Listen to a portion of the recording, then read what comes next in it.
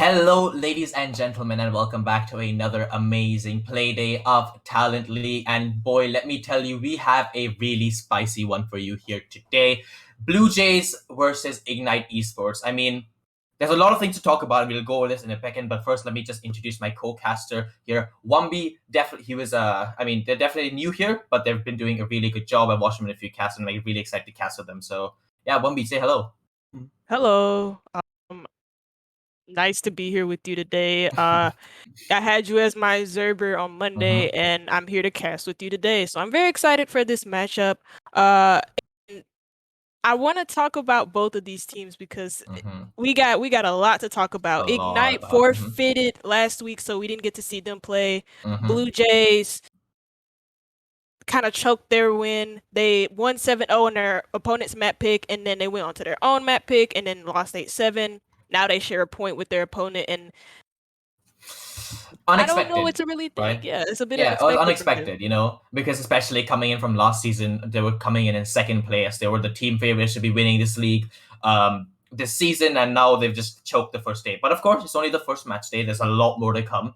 And also, it might just be a slow start, or maybe the fact that they just got shocked. Doesn't matter. We're going to see more today, especially of Ignite Esports. You just mentioned that they forfeited their first game due to roster changes. And speaking just in roster changes in general, they've had a lot over the past few weeks. So it'll be really interesting to watch this iteration of Ignite Esports. A bit of a tongue twister, huh? But yeah, it'll be interesting to watch this iteration of Ignite Esports against this Blue Jays team who definitely want to be bouncing back. They're gonna be looking for the full 3 points here, and the one thing that I do want to bring up is the league table because looking at the league table, we are only in week 2, but some of things have happened in other games that have completely kind of flipped the league on its head, right? First of all, we have Hyperion 5 getting a point apiece with, I can't remember who it was. I'm pretty sure it was Team Wanted. Team Wanted, yeah. And they share a point with them, even though a lot of people expected Hyperion 5 to fully take the 3 points in that matchup. And then yesterday, we had a game between Structure Esports and QVG Academy. QVG got the full 3 points, and now they're at the top of the table. And QVG and then Structure Esports are going to be upset with themselves because that's another opportunity missed for them where they don't actually get a point and they're still sitting at 0 points. Ignite today are actually at the bottom of the table with 0 points. So they're going to be looking to get a win or maybe a point. We don't know. But it's going to be very interesting to see. And the maps that we have coming up too, Clubhouse and Coastline. Tell me a bit about them. I mean, we all know about Clubhouse. It's been in the map pool for so long. There's nothing to really talk about. I think we've opened and closed the map as like a book. Like if it was a book, we've read it like 10 times over, right? But I feel like we've seen everything there's to see.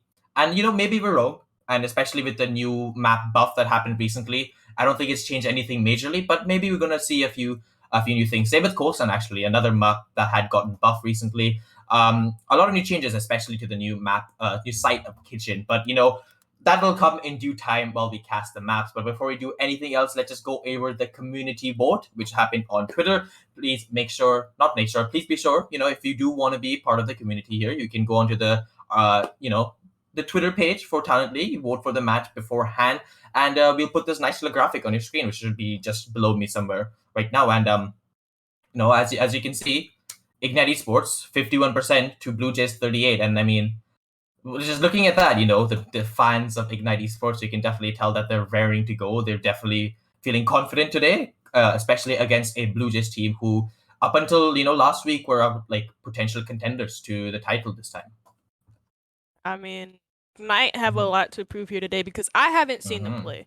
And last week I did want to see them play, but unfortunately they didn't get to play, so I don't have anything to work off of coming into this matchup. But I want to know if the players are actually ready. No, players aren't does not ready. seem to be so. So we'll go a bit. We'll go over. We'll take our time. There's still some more stuff for us to talk about, especially considering. I mean, first of all, what are your thoughts? I mean, Ignite Esports have gone through a complete roster change. They forfeited the first game. If you're a player, how in that kind of mindset, what are you thinking in this game right here, especially against a team like Blue Jays? Well, To be honest, I haven't really played professionally or even semi-professionally, so I don't even know what he's probably thinking. So I'm thinking my I would be a little bit nervous because Mm-hmm. you're replacing someone and the team trusts you to fill in for that position and they think you're a better fit than the person that you're filling in for.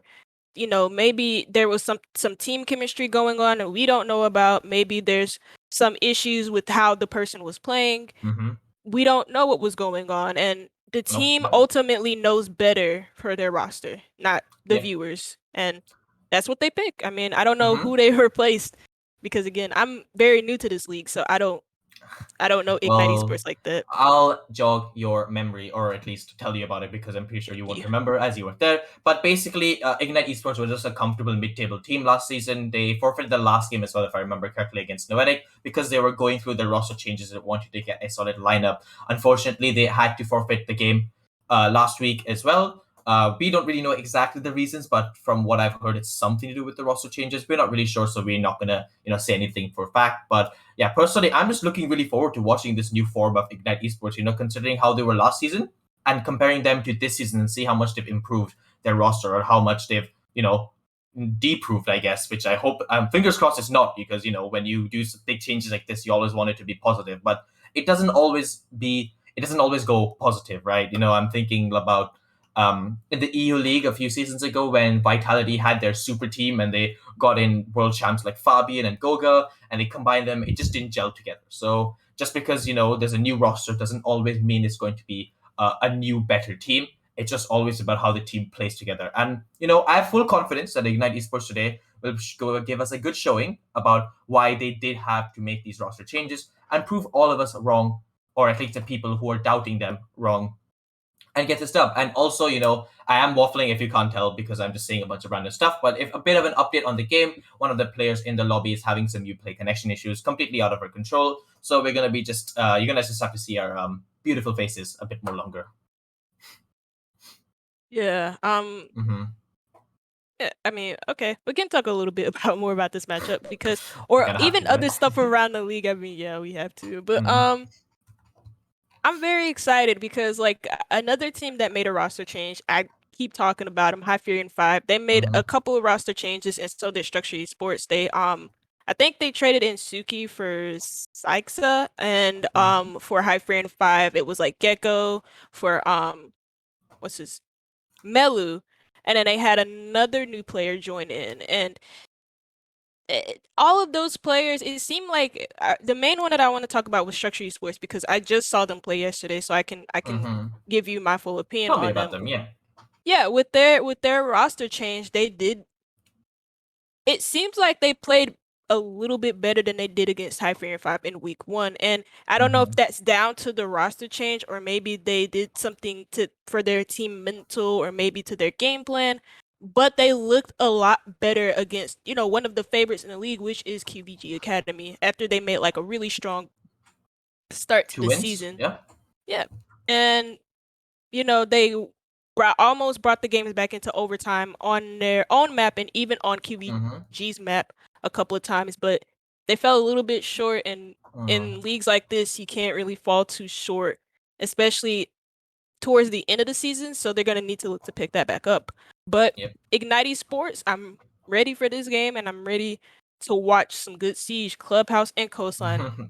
I I mean, mean, me too. I mean, the double clubs, not the double clubs, double C maps, I guess. But yeah, I'm getting so fired up by talking about these teams. I'm getting so pumped, but obviously they're still not here yet. The connection issues and whatnot, it's completely out of our hands. Like I said, I mean, speaking of the teams, there's a lot of new teams this season as well compared to last season, and I haven't actually seen many of them play yet, which is going to be very interesting to see how this new dynamic. Because last season, there were just a top half and bottom half teams, and then there were a few mid-table teams like Ignite Esports. But with this completely like reshuffling of all these new teams, there's only 3 or 4 teams here that were still in last season.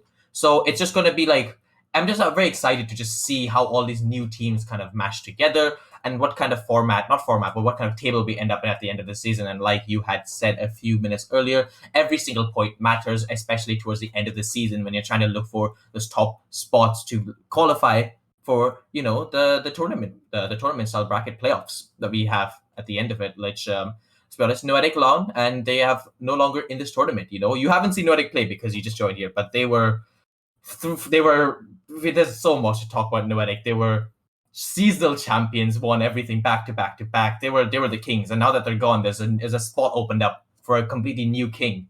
And who's it going to be? Is it going to be QEG? Is it going to be BLUEJAYS? Is it going to be someone completely new like Hyperion 5 or Machine Soldiers Academy? I don't know. We're going to find out here this season. Yeah, I mean, a lot of good teams, but unfortunately, there has to be the best of the best of them.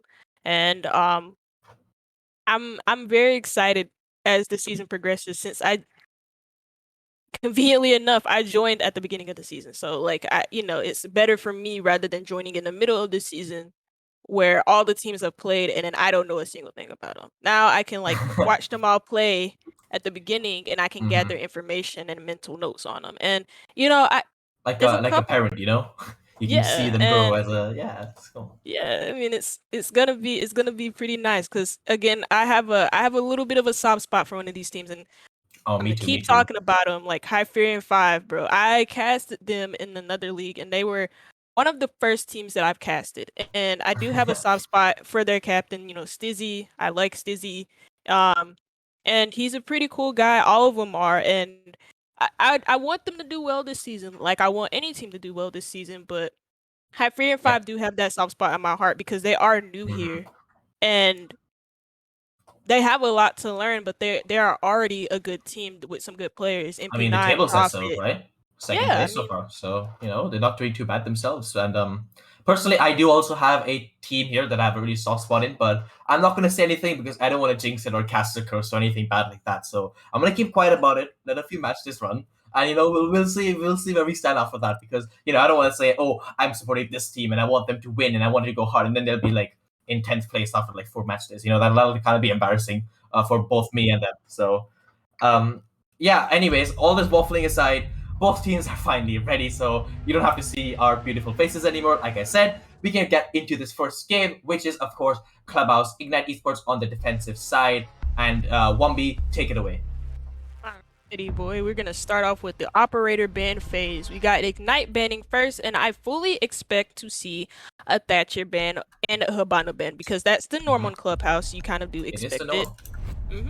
But we're gonna see a Maverick ban. That's pretty interesting as well. That's gonna stop the Maverick tricking. Yeah, Maverick tricking from coming in on those walls like Jacuzzi wall, server wall, and also he's not gonna be as useless for those hatches. Now, if BLUEJAYS ban Hibana, I swear this is gonna be awful. Very interesting. I mean, it is somewhat common, I think, from a bug ban coming out, and that is a very off ban. I have seen teams doing a bug ban on Clubhouse, and there is a very good reason for it, because the vertical pay that the bug provides is very good, especially since the Sledge has lost his SMG 11. It hasn't really affected it too much, but it has brought Buck back into the pool a bit more in terms of more operator statistic. He's abused a bit more, and in a map like Clubhouse where you get a lot of utility out of his heartbeat gadget plus his shotgun shells.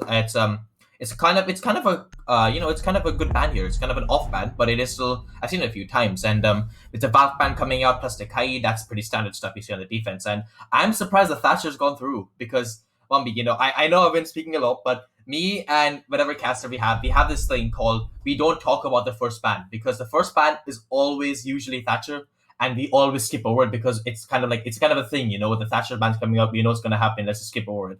But for once, Thatcher actually isn't banned. And I'm looking here, and he's not even in play. So, oh, he is. Never mind, he is in the bottom left. Completely nice. Sarok playing on the Thatcher. Oh my God, I might have had a few too many drinks. I mean, just, I just take it away. Just take it away. It's over for me. All right, so seeing that the Buck is banned, we're gonna see the Ash 6 pick off onto the Sledge. So you got grenades and you have your breaching camera, but you also see the visual 6 pick onto the Maestro. So Evil Eye cameras, that's a lot of intel. So since Valkyrie is banned, that removes a little bit of intel off of the board, but you also still have Mirror in play. And also Kaid, he's not gonna really be here for tricking, but they did bring the Mute as a substitute. And in my honest opinion, after his nerf, he's not as useful as he once was. And I hate to say that because Mute is one of my favorite operators to play on this game. Mine too as well, you know. Used to be a bit of a mute main, you know, SMG11 popping heads left and right, but actually mostly body shots. So we don't talk about the headshots, but I know what you mean. You know, the mute change was a very big one, and it has brought Bandit back into play on this kind of map kind of area when you're trying to close CCTV. But with the Thatcher in play, I'm not expecting to see any kind of Bandit tricking because he kind of completely negates that entire aspect of it. Especially, you know, that has changed a few seasons back where, you know, you actually, Thatcher no longer destroys the Bandit charge, but he just disables them, which makes it a bit harder for Bandit to trick it. And I'm just more interested about this Vigil pick. Actually, no, the Vigil was 6 pick off. Oh my god, I'm off my head. But this Maestro pick, because his Evil Eyes are going to be placed in pretty good spots, and they're going to be doing things, you know. I totally was ready to talk about Vigil here, and the fact that he was 6 pick and I was not paying attention to that has completely thrown me off my mojo, and I've just picked a random operator who I have no idea what's happening with because I wasn't watching him. So we're going to be watching the Breach here instead, as Thermite gets the Breach open pretty early into the round. He's gonna open up that jacuzzi wall, so it's gonna have a little bit of a bit of an avenue for the attackers to probably do this rush plant into them, but they're not gonna do that quite yet. You see the Thermite rotate off of that breach, and the only one on that breach is gonna be the Thatcher on Repel. You see the Maestro have a little bit of a struggle shooting that drone as the outlet does go burr, and yeah, Hydra's actually gonna be lit up elsewhere. I don't know where he got hit lit up from. But interestingly enough, you also do see the Womai. I don't know how I didn't catch this before, but the Womai is an interesting pick and a nice shot coming out from Hunter as he completely eliminates the the Jaeger of King out of this round. And now it's a 5v4 advantage for Blue Jays coming into this attacking half with 1:35 to go. I mean, I'll be honest, I thought the Womai hit a nice shot there before I looked at the kill feed. Yeah, I thought that too. Yeah, that's why I went, ooh, because I thought it was a good shot. But Hunter also on the map gets that nice pick and puts the team of Blue Jays into a pretty strong spot here. You know, they have a lot of map control early in the round. They pretty much zoned out all the defenders into their usual spots that you want them to be in. And now they can just take their time to joining this out and see if they can get any more free picks before they have to start to execute onto site. I mean, you can just see the Womai here. He's playing it so aggressively, you know, next to this window. A kind of miss-peek anywhere could lead to his death, but I think at this kind of position you have to go for these aggressive plays because your team needs some kind of advantage, otherwise you're going to get rolled over. And you can see the aggressive plays are also coming out from Mez here, who's kind of trying to support the Womai by holding down a window angle and somehow doesn't come into contact there with the person peeking that window. But you can see our Zarok just swings in, knows that the Womai is somewhere inside of that room. He swings, gets a free kill onto the prone guy, and no one is there to refrag him, and he can just walk out of that breach. And suddenly this round is looking really bad for Ignite Esports as another kill comes out and a flurry of kills to end out the round. It is a flawless round for Blue Jays and a pretty good start for them. Flawless to cap off this map, and I think this is Ignite's map pick, so that was a really good start for Blue Jays to grab the very first round of the game. And Ignite are going to want to improve on their defenses, but they're not going to go back to the same place. You see, they're going to go back. They're going to go down, all the way down to Church and Arsenal, and they bring the pulse out actually. So this is, again, you know, with the Valkyrie gone, they have this pulse and the Maestro combo as intel gathering ops, and this time you do see the Dokubi, but the pulse is actually gonna disappoint me a little bit and 6-pick onto the Mazi, and Sanji's gonna 6-pick off of the Dokubi onto the Hibana, which I think is a good trade. Yeah, I just love watching these 6-pick phases. It's like a double, triple, quadruple mind game that goes on. You know, he's like, okay, he's like picking a pulse, which means it's going basement, but actually he's just double bluffing us so that he thinks we're going to go basement. So let's 6-pick onto this operator. But wait, what if he's triple bluffing and he's actually going to stick the pulse? No. But actually, what happened was he went pulse, and he just picked positive, but they still went basement. So actually, it didn't really change much. But it's always fun thinking about these. It's fun imagining what the team leaders are thinking about their looking at the 6-pick phase. It's kind of funny to imagine the conversations they're having there. But you know, it's unfortunately the Pulse is no longer on the board because he has been swapped out with this Mossy, who is going to be doing a good job at probably denying the drone intel. And you can see from his positioning, he's probably going to be placing them around this kitchen area just to start deny them a bit of time, because it is an off place, but defenders do like to play in kitchen sometimes if they're not really drawn out, and they can have the huge impact kills or huge impact frags they can get. And you can see here that 2 of these defenders, Sanji as well as Zarok, I'm pretty sure, have spawned by that garage side. Maybe gonna go into stock, maybe into garage. We'll have to find out. You do see the. I don't think they had the smoke last round. Did they? No, they didn't have the smoke. I think they only had the mute, and that was one of the SAS. Womai, right?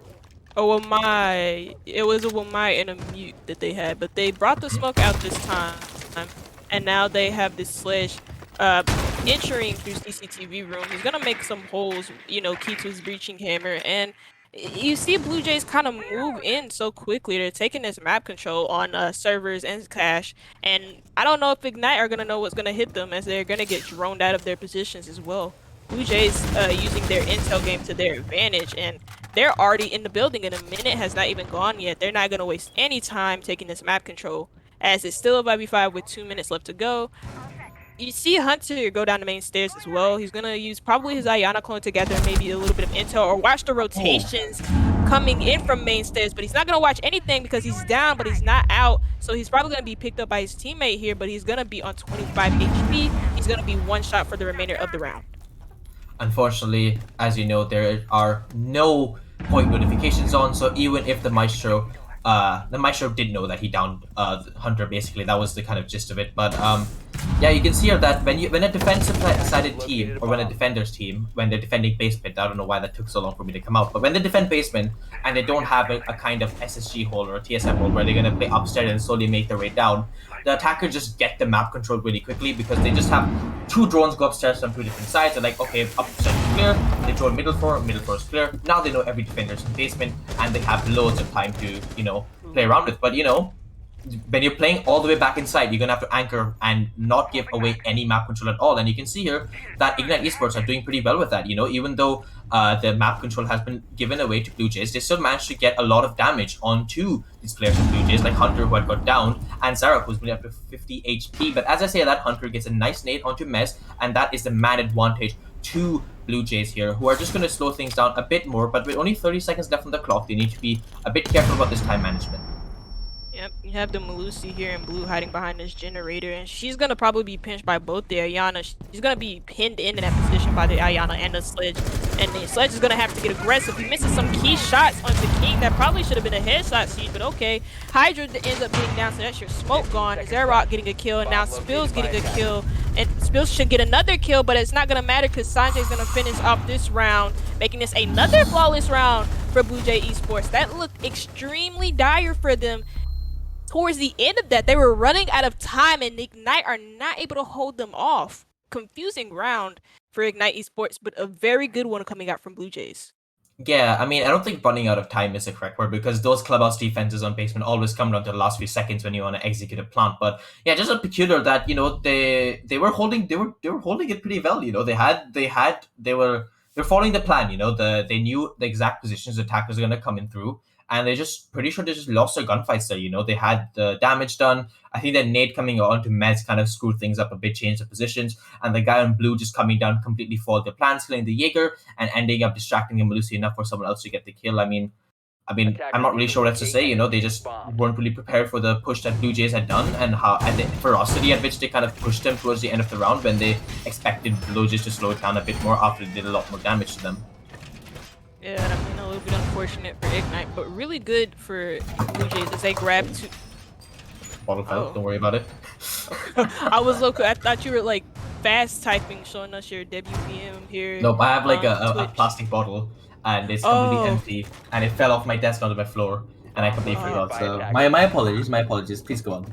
Oh yeah, I was gonna say like. Can't remember. Oh yeah, it's good news for Blue Jays because they do grab 2 attacks in a row on a clubhouse, on a clubhouse attack, and with clubhouse being notoriously as defender sided as it is, it's known to be a very defender sided map.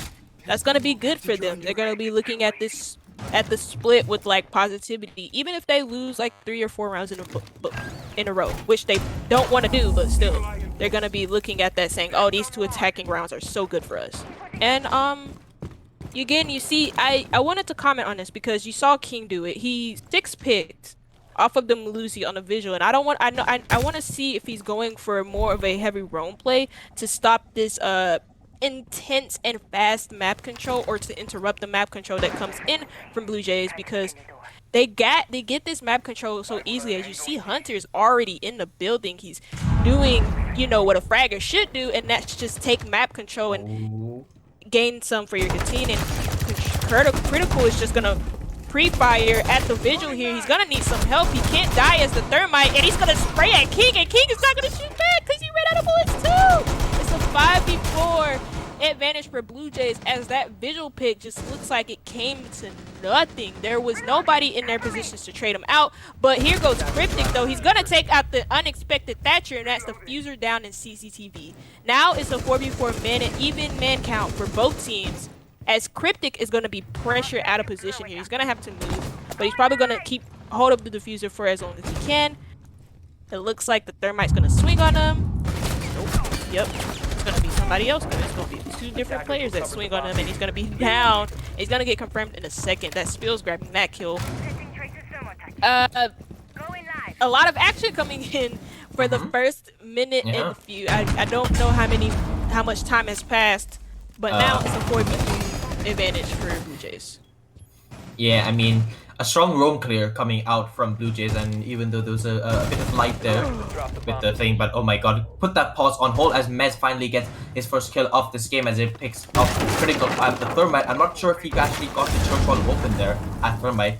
We're gonna have to watch that for a bit later, but Mez, that is a high impact frag if he did manage to get that, and no, it is not. And with only the Hibana left on the board and only 40 seconds left on the clock, that's going to be a bit tight for time if they do decide to go for a church take, which means more likely, I mean, actually, as the picks come out, you know, now they have the man advantage, they can just play for frags here, actually. But with 30 seconds on the clock, the most obvious thing would be to pick up this diffuser, but no, actually, the diffuser's dropped down into Moto. This makes it incredibly hard now for Blue Jays, as because Finesse is going to just finesse his way into that Moto area and land the first shot onto Sanji, leaving it into a 2v2, but Spliz gets that first kick onto Hydrant. Now it's all onto Finesse, and if he wants to finesse this round out of the hands of Blue Jay, he's gonna have to go huge here with 10 seconds left. He knows where the diffuser is dropped. He can play this angle if he needs to land this first shot. Will he manage to do it? Yes, he does. Spliz goes down. It's a 1v1, him versus Hunter. Hunter starts to plant, but there's not enough time left. There's 0-0-0 on the clock. You can see Finesse runs through. He has the ping. He's gonna free fire to the wall, and does he manage to get the kill? Oh my god, there's so many whip shots coming out. What's happening? And Hunter gets the kill somehow. What just happened, ladies and gentlemen?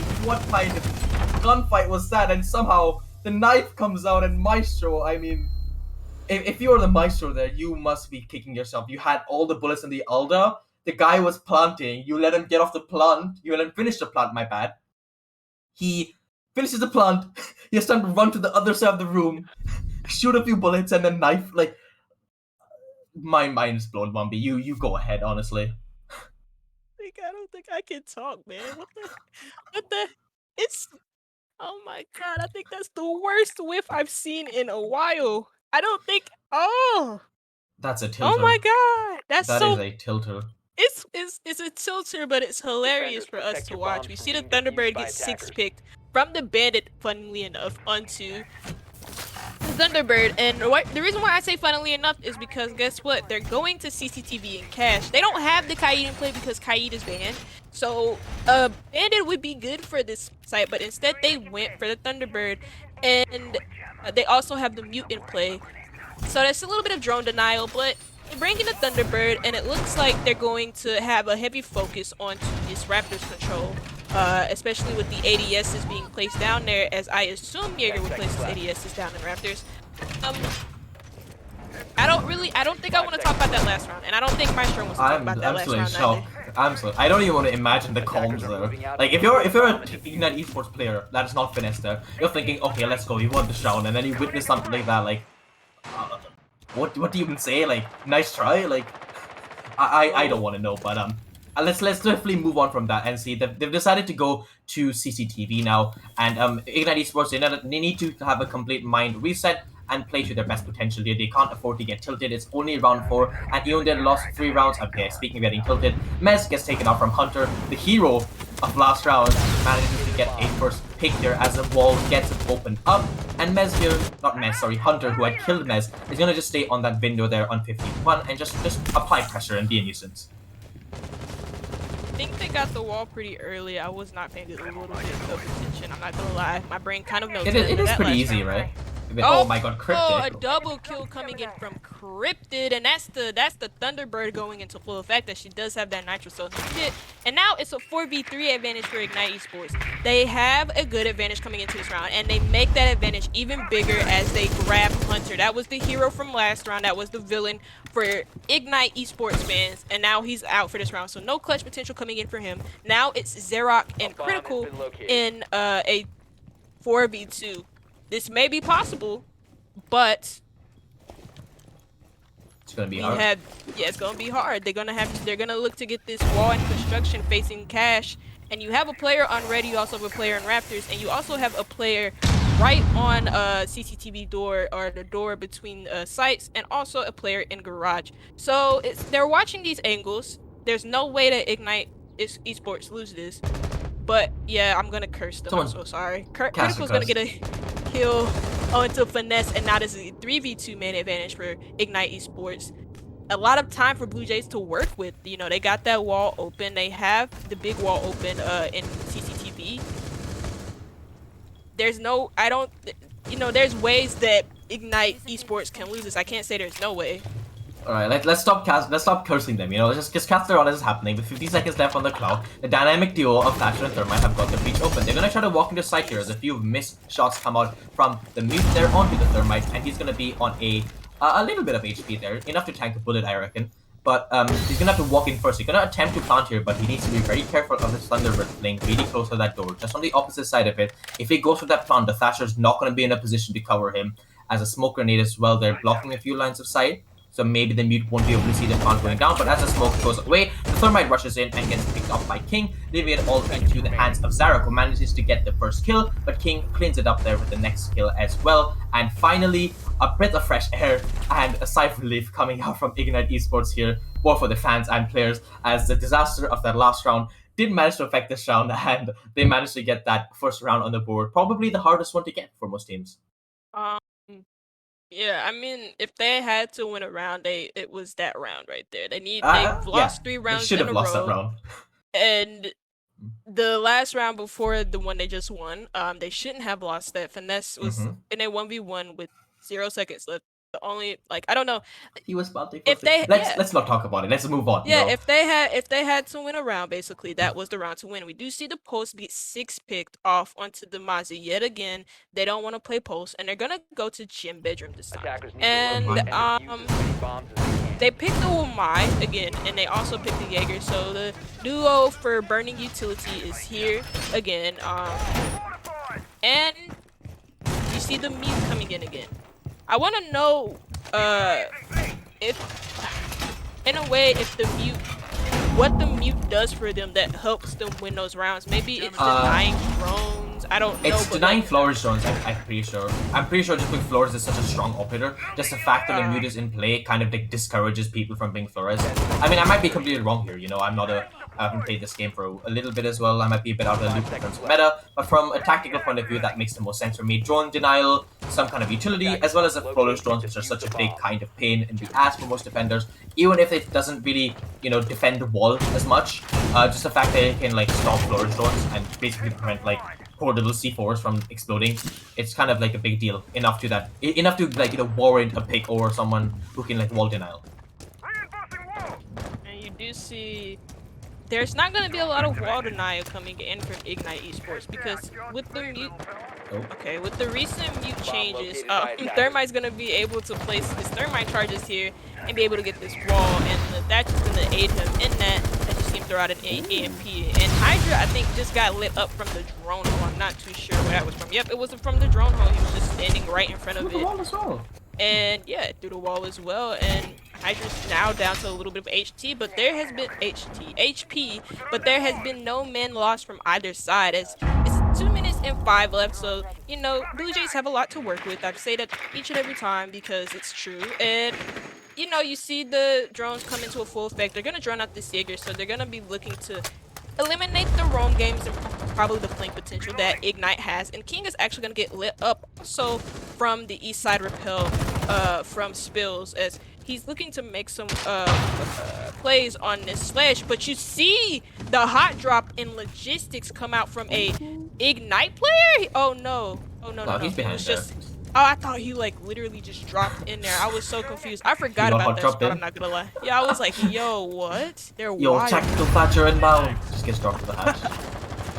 I was Oh, so but confused. it would have been pretty funny, especially if he died first. That would have been a kind of misplay, you know. But Oh, I mean, looking at King here, he's on a sliver HP, and the first time that Ignite Esports went to this site, it was basically the same story. All of the defenders locked in their same positions, got pressured, got shot to a sliver of HP, and then BLUEJAYS just got a kill after kill after kill, just like that. As you can see, this is happening, basically the same thing. Hunter picks up the first kill onto Mez, and King actually gets a refrag here onto Criddle, actually, which is something unexpected that did not happen the first time they went here. So there definitely is some changes, but you gotta be careful. You know, King and Hydra, they're both on a sliver of HP. Someone could literally breathe on them and they will probably fall down exhausted. But you can see here actually Hunter, he's not gonna be checking this actually. Will he check it? Yes, he does. He checks for the Maestro and lands a nice shot, and he's gonna be on a sliver of HP as well. So a gaggle of sliver of HP players, I guess. I don't know why I'm saying that phrase so much, but Cryptic is also down. You gotta keep this in mind. Sanji starts going for the plant, and Hydra and King don't seem to be much aware of it, but it doesn't really matter. Zarok is there for the cleanup, gets the first, and does get the second kill. I'm sorry, I'm pretty sure Hunter gets the second. Nope, Zarok gets the kills. I'm pretty sure it's because Mai was down by him, so that probably was like the last kill. That's why we saw Hunter there. But Zarok on the cleanup there managed to get those last two players, and a solid BLUEJAYS round coming out.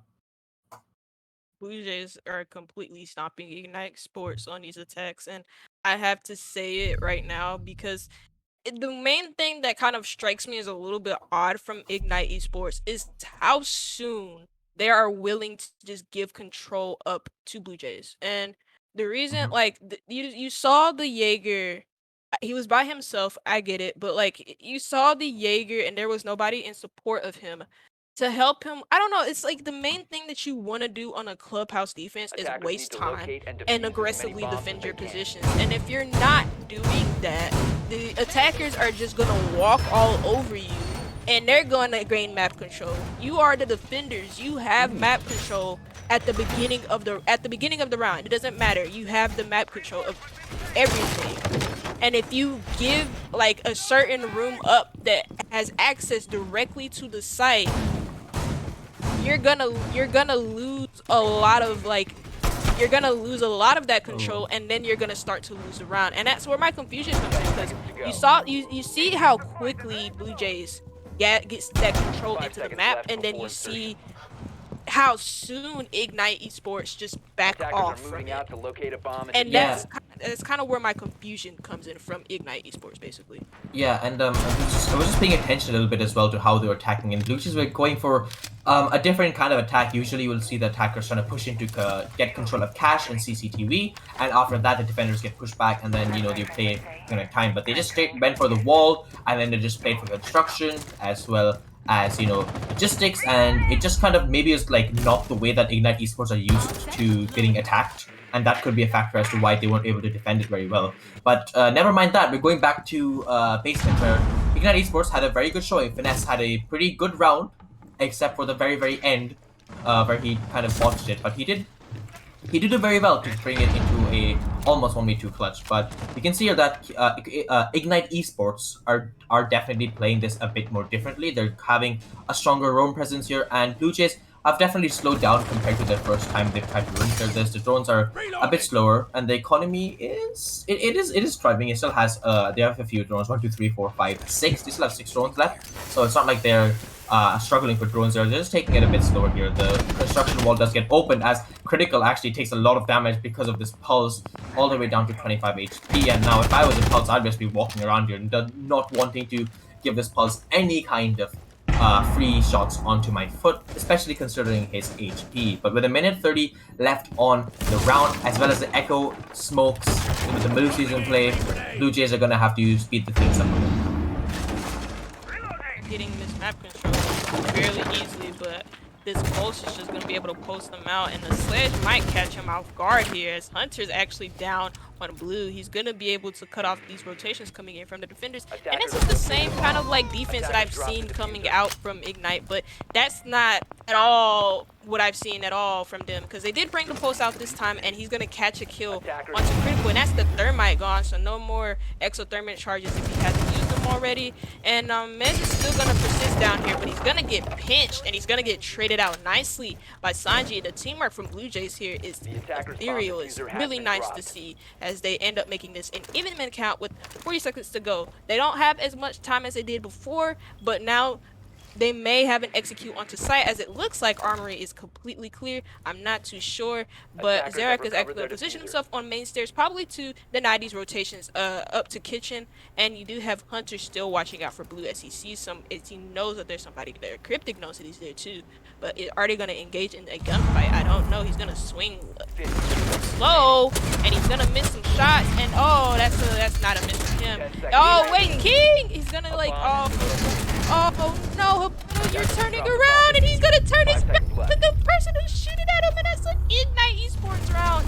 I'm a little bit confused about what happened there, but at the end of the day, Ignite Esports grab it, and I did not notice they had the echo. I'm not even gonna lie to you.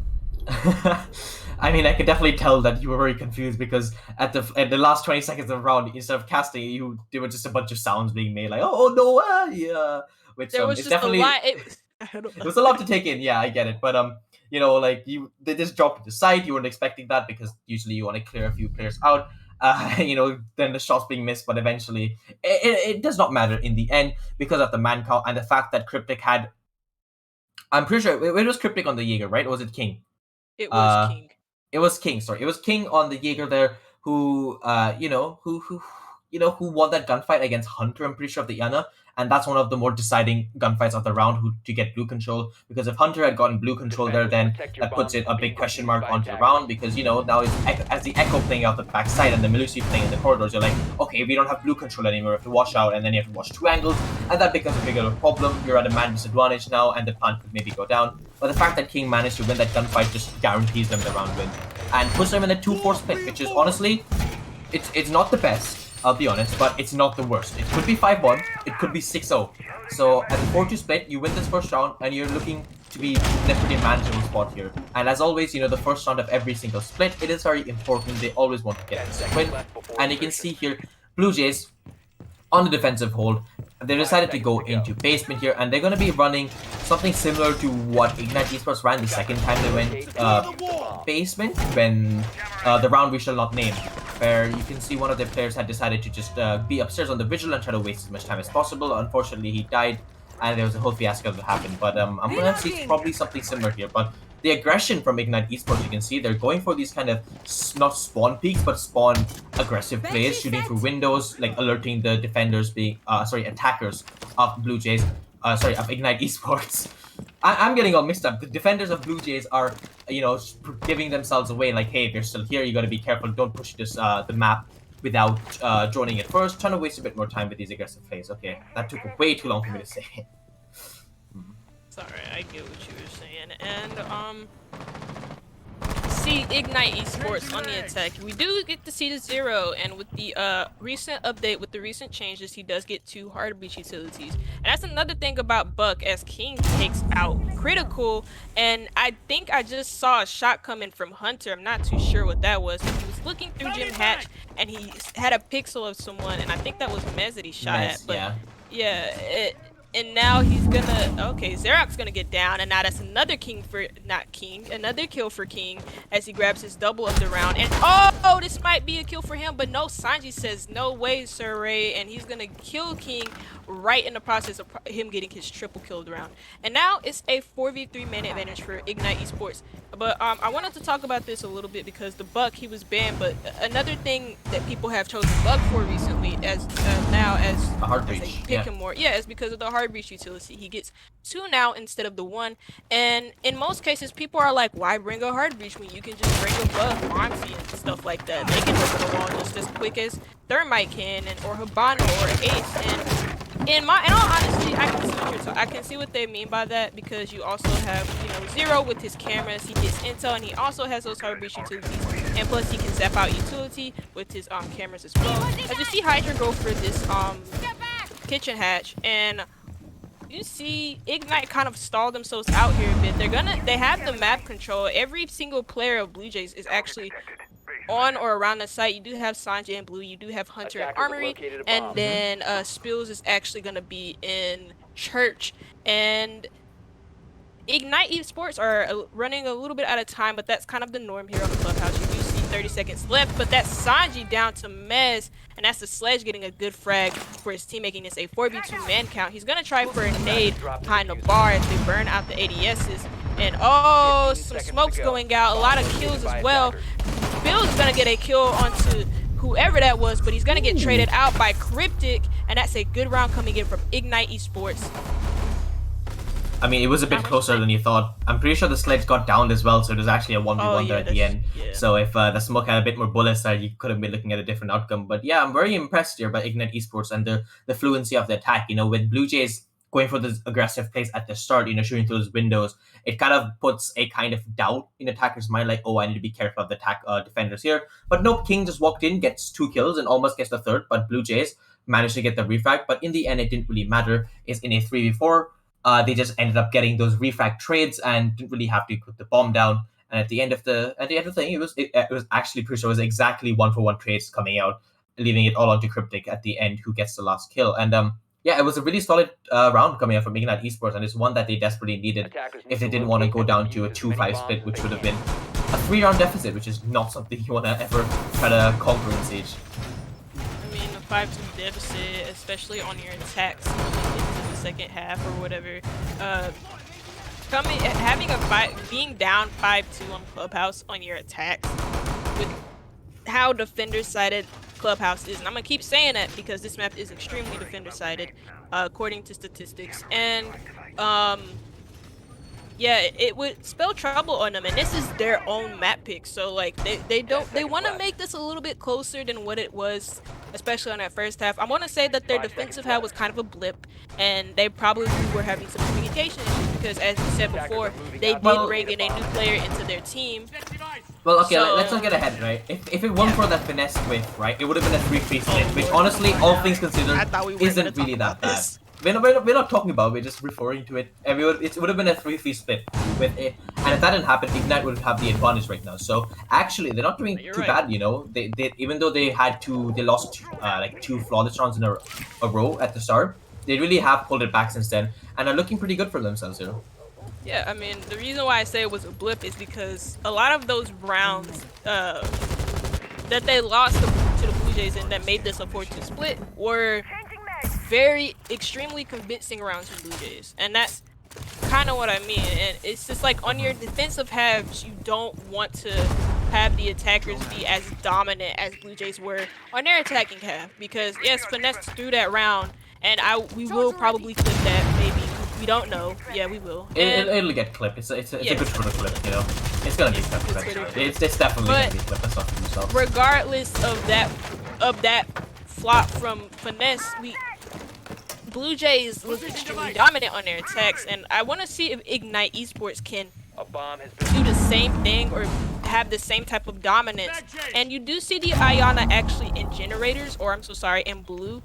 She's gonna be throwing a bit of nades up to clear the utility off of the wall, as you do see the bandit actually picked from BLUEJAYS. So there's some bandit charges that are gonna get there, and he actually did bandit tricking. Bandit tricking is actually a lost art, so he got a charge there. He got a Hibana charge, and there actually is a little bit of a hole open from the Hibana pellets, and that's a nice shot from Sanji as he completely wipes out King from his Raptors hold. And now with the minute and 5 coming up, BLUEJAYS have a man advantage, 5v4, but Xerac is actually going to be lit up here. He's going to be down by that nade from Mez, and that's your mute down, and now it's a even man count. But that kill, now it's the advantage for Ignite Esports as Hydra ends up getting another kill, but Hunter with the flank grabs Mez, and Xerac is actually able to be picked up. But health advantage is probably in the way of Ignite Esports, as Nevermind man count is not in their advantage anymore, or it's not even an even man count anymore, as it's now a 3v2. Now a 2v2 is just a bunch of kills coming in. I can barely keep up, and Xerac is actually going to be on 25 or 30 health. I'm not too sure, but he is going to be probably one shot considering the guns that both the attackers have. And now it's about 15 seconds left to go. Yep, I mean, Attackers recover. yeah, 15 seconds left, but you gotta remember, both C4s are still on the board, which makes this increasingly difficult for the side of Ignite Esports. If they want to go for the plan, which is exactly what they're gonna try to do here, it seems, they're gonna have to be very careful here, because of course the C4s are gonna come out. The first one misses actually, and the second one actually won't be able to go through as the mute gets killed, and it's all onto Spliz here, who was playing below by Lounge, and now he's gonna have a very difficult time retaking onto site. And what I thought would be an easy blue chase round here, as it'll get the final kill through the C4 under the floor or through the holes at the top of Cash, has turned out to be kind of a nightmare round now, as Blizz are gonna have to retake with 24 seconds left. He's gonna need 7 seconds to defuse. He has around 15 seconds here left to take these gunfights, and he's not gonna be doing good, as the first gunfight he takes, he puts it around 20-ish HP with both players still alive. There's not much he can do. He's stuck in garage. Hydra gets the ace actually. Oh my god, I didn't even notice this. Hydra popping off this round gets the ace. That's the final kill. A solid round, an amazing round coming out from Hydra there, and really putting his team on the right track here to get back on board and finally maybe potentially take the map advantage, round advantage on the map for the very first time. I mean, I do want to say, while it could have looked like a whiff from Spills, but that was actually good planting from, I think it was Cryptic.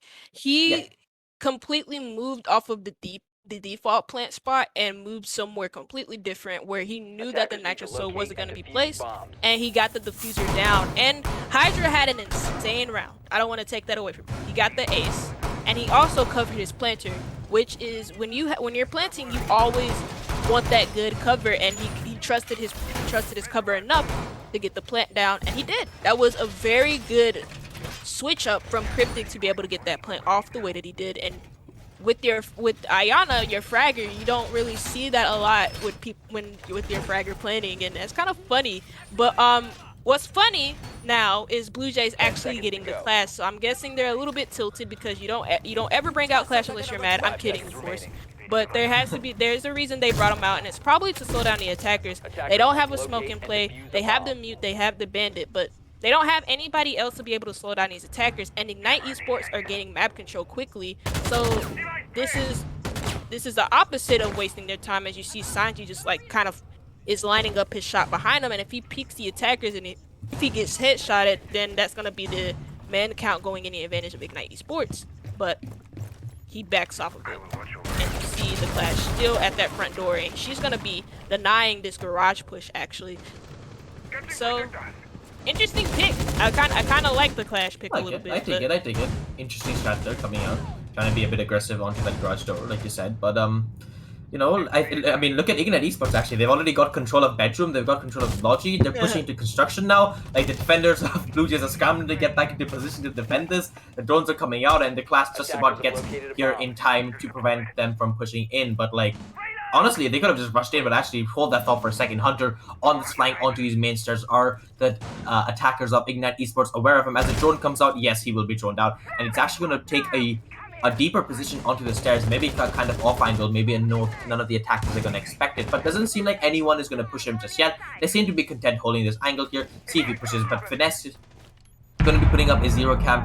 Will the Jaeger be spotted out? I'm not sure. The zero cam goes out eventually. He checks the cam gets shot. Jaeger gonna try to run away as he shoots, and he does manage to get away with his life, and he wastes actually a lot of time with the attackers, you know, the zero as well as the sledge, I'm pretty sure, holding it, as Spliz manages to get the first kill of this round onto King, which is a Sophia, who has been in pretty good form in this past few attacking rounds. Not really the kind of player you want lost, but you can see the construction wall has already been opened, and this Clash is going to be a big pain in the ass of Ignite Esports, because they're going to have to try to get in here, and the Clash is going to keep denying them. But the nade from below actually doesn't go through Hunter. A clutch kill there coming up, protecting not only himself but also the Clash, and put his team in a two-man advantage for this round.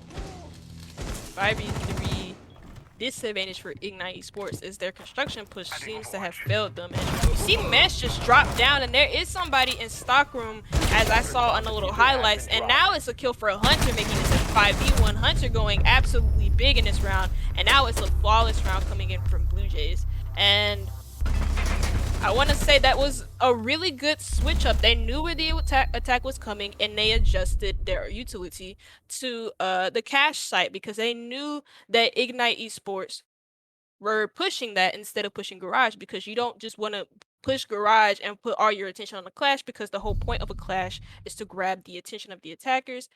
They didn't want that happening, so they rotated somewhere where the Clash wasn't, and they all adjusted perfectly onto site, with Hunter going absolutely big in that round.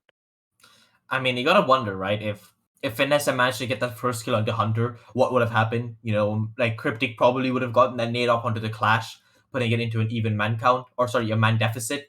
And with the man deficit on Blue Jays, they're probably gonna have to go huge. And what could have been in that round, and what could be in this round, as Sanji team kills Critical, the Bandit completely eliminated from the board, and gives Ignite Esports the man advantage in this round in the first few seconds of it. Actually, unfortunate from Sanji here, but Critical, 3 and 7, but that really doesn't take away from the utility that is lost. The bandit charges basically mean that no bandit checking is going to come out, which means the jacuzzi wall is going to probably be open, so is the cash wall, and there's nothing they can do about it. The only saving grace is a Hunter is playing the mirror here, so even if the wall is open, he should be able to contest the jacuzzi one at least, and the second one is probably going to be placed in logistics. That's pretty much the only other common spot it is placed. But I mean, yeah, it is just really unfortunate that Critical was taken up at the start of the round. And it's going to be up to Ignite here to see if they can, take advantage of that. You also see a Goyo coming out, so there's going to be these fire shields in play. Didn't even see that. And, yeah, it's going to be, I mean, it's interesting, right? I mean, you don't see a lot of Goyo play. He's going to be reworked sometime soon. Ubi says soon, but I don't know. It's soon. Anyways. It's soon in brackets, TM. Oh, sometime soon. In 1 to X business days. Oh god.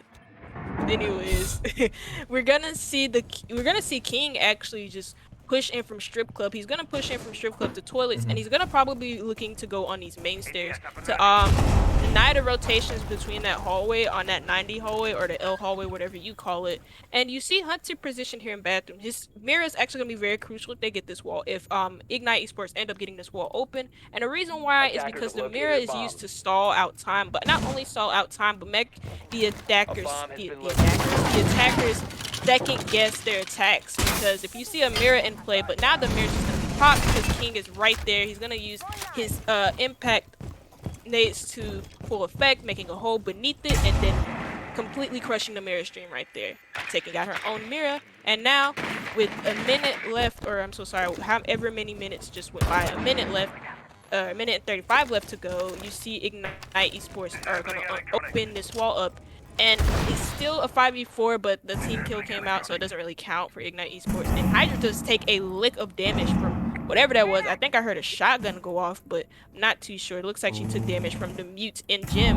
And he's coming out. I think the nade's gonna come actually in the second here. Yeah. And the nade does come out onto Hunter here. That is unfortunate. That makes it a 5v3. But Sanji makes up for his earlier team kill by getting the first pick onto Finesse, as Hydra also gets down, bringing it into a 3v3. But look at King here. He's in an advanced position here. And I don't think, no, the smoke was not aware of his positioning. And King now has full side control. They'll leave it all onto Sanji and Split. So we're gonna desperately try to retake and come back onto side as the few shots come out, and Spliz manages to get King, but Sanji does get down in the process. In a 1v3 situation here, he's gonna have to retake side as well as get 3 kills if he wants to win this round. And it's not looking good for him so far. The positions of the attackers, they have good post plan. They still have a lot of utility as well, a few flashes, and Spliz not really have that much HP. He's gonna have to hit a lot of good shots here if he wants to win. 2 of them outside the breach, 1 of them on main stairs. Does he see the guy on main stairs? Yes, he does. He gets lit up to about 1 HP's worth, and Mez cleans up the round there. And a solid attack out from Ignite Esports. I mean, I'm not really sure what to think of it. Critical dying at the start wasn't really optimal. And by optimal, I mean that is really bad for Blue Jays, because whatever strat they had is kind of stretched now, because all of that utility that he was going to put down is kind of no longer there, so they can't really execute it. And I'm kind of surprised they don't decide to go back to gym bedroom and just do the strat they had intended with the bandit charges. But they decide to go to basement here, and it's a very close game on Clubhouse here, as it goes to 5-5 as we go on to the first round. That's going to take one of these teams onto match point. Yeah, I'm guessing they don't want to repeat the team kill. Maybe that site's cursed for them. I don't know. But they're going to go down to Church Arsenal. And this time you see the Malusi come out with the Vigil. And you also see the Smoke. And now you see the Jackal come into play. Jackal usually does get banned in a lot of these matchups because the roamers want to roam and they want to get kills and they want to frag out. And they can't do that when a pesky white man is just literally tracking your feet and smelling them, saying I can smell you. Anyways, That is Xerac, incredibly sus. What he just said. it's very sus, but you know, Well, let's people face that, but, people like Jackal, and Mez is gonna bring them, and then we see yeah. Xerac bring in the Vigil. So that's gonna be what looks like to be a deep roam, or maybe even just like a time racer as well, coming in from Xerac, as he's just gonna be looking to waste a little bit of time. He's not gonna be looking to get a kill, but if he does get a kill, advantage for his team. Really good pick for him, depending on who he gets. But yeah, I don't. I mean, let's just talk a bit about this Jackal pick, right? It's a very aggressive pick, alright? I mean, I'm not sure why the Mute Jammer even went onto that wall, I'll be honest. Like, that does not make sense to me. But the Jackal is a very aggressive pick because, you know, in team building compositions, you have your hard breachers, soft breachers, utility, holding cans, and when you bring a Jackal, you're gonna miss out on someone. Either someone who brings hard breachers, someone brings a soft breacher, and in this case, it's the sledge that he's being swapped out for. And when you bring a Jackal, it usually means you want to be really aggressive and get those first kills really fast. And that is exactly what I'm expecting him to do. He's going to be playing in a power position, your track some footprints. His team is going to be in a position to get those frags as quickly as possible, if possible. And that's usually how you see rounds. You know, either Jackal, you know, especially on a map like Clubhouse where, you know, all of these roamers are going to be playing upstairs. But considering the setup actually that these roamers have, I'm not expecting many kills. You know, I was saying, oh, we're going to see a lot of kills. But the setup that I saw upstairs with the reinforcements and probably the players playing upstairs, it's going to be a bit difficult for them. But you got to be careful. You know, Hunter is playing all alone in strip club here, and if he gets Jackal track, now that's a completely different topic that we don't want to get into. And fingers crossed that the Jackal doesn't cross paths with him anytime soon if he wants to stay alive this round. But rest assured, he is making his way into bar. So actually, this is a very good possibility. He's going to be tracking footprints here as he does shoot the jukebox, which as everyone should do. And then shame on the defenders for not shooting it already. But you can see here that he's going to be opening up these angles deep into sight, watching pretty much, you know, the common spots that defenders like to play. And Hunter, you know, he's taking time bomb when the footsteps disappear in time. Will it not? Because if he didn't, he's going to be a power player towards the end of the round, coming to go the deep flanks and get those crucial 1, 2, maybe even 3 kills. And you can see actually the shield setup onto this, you know, double door of the garage. I mean, not garage, sorry. There's double door of these main stairs. And if he is, I mean, someone's gonna have to nade it, surely, because you're not gonna contest it, right? Surely not. And actually put a needle in that thought, because Hunter has decided to finally make his play. He's gonna be rotating out of strip club. Sorry, I had a brain fart. He's gonna be rotating out of strip club in what looks to be toilets. And these attackers don't know where his positioning is unless these are his footprints. Nope, they're not his footprints. They're Critical's footprints. And if he gets this flank off, I'm gonna be a little bit disappointed in Ignite Esports. It looks like he's gonna be getting this flank off because nobody knows that he's in toilet. So if somebody literally rotates in front of here, he has the patience. I'm gonna say he's gonna get it down onto Sophia, and that's King gone. And now he's still on his flank, but now Finesse has to cut him off here. He's gonna come into contact with him. There's a nice headshot from Hunter. That's a double kill. Oh, he can't get the triple though, because Cryptic is gonna shut him out, and that's a double kill coming out from the side of Ignite Esports. They got 15 seconds left. Now the Jackal's gone, but Hydra still has the diffuser, but he's not going to get anywhere near sight because Xerac's going to shut him down. Cryptic is going to get a kill. He's not going to be able to get a kill onto the smoke. He's not going to be able to get a kill onto the smoke because this, ring around the rosies, pocket full of dozies, get shotgun in the face. Ayana, that's basically the whole rhyme. That's how the rhyme goes. You can't say that I'm wrong. Anyways, round 12, match point for BLUEJAYS. As that was, I want to say an odd round because, it's an odd round. I gotta say it because you have the Jackal in, and somehow the Mute is not tracked or spotted. No, he is not.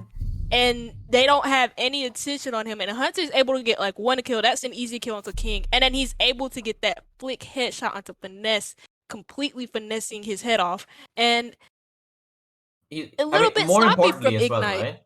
Yeah, I mean, they're sloppy, but just more importantly, he flanks at the perfect time. There's 35 to 40 seconds left. He gets the first kill and runs back. Now the attackers are scrambling, like, oh my god, we have such little time, but we know there's a guy here that just rushed to try to kill him here. They don't have time to throw a nade, nothing like that. And, you know, before we even get into that, let's just say, I mean, it was very sloppy from the Jackal. Let's not get it twisted, right? As a Jackal, your job is to do one thing, and that's to clear the roamers, right? You know, if your team clears our top floor, that's fair enough. You should just be making sure scanning all the footprints and checking.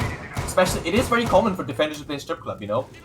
It may not have happened much in this game in particular, but it is fairly common that defender will roam in strip club and flank late to do exactly what Hunter did. And it's just a bit of negligence coming out from the side of Ignite Esports that I'm sure they're kicking themselves for not checking that. Because if the Jackal are just, those fit pins stay for a good minute, right? The Jackal just puts his thing on in that direction. It's like, hold on a minute, guys. I sniff some feet here. Yeah, that's definitely a mute playing in strip club. Let's hunt him down.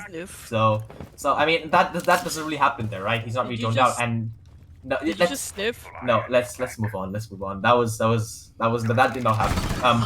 Hunter switches onto the bandit. Sanji, after team killing the bandit of Critical's like, I don't want anything to do with that operator anymore. That is cursed. Hunter, you're on bandit duty from now on.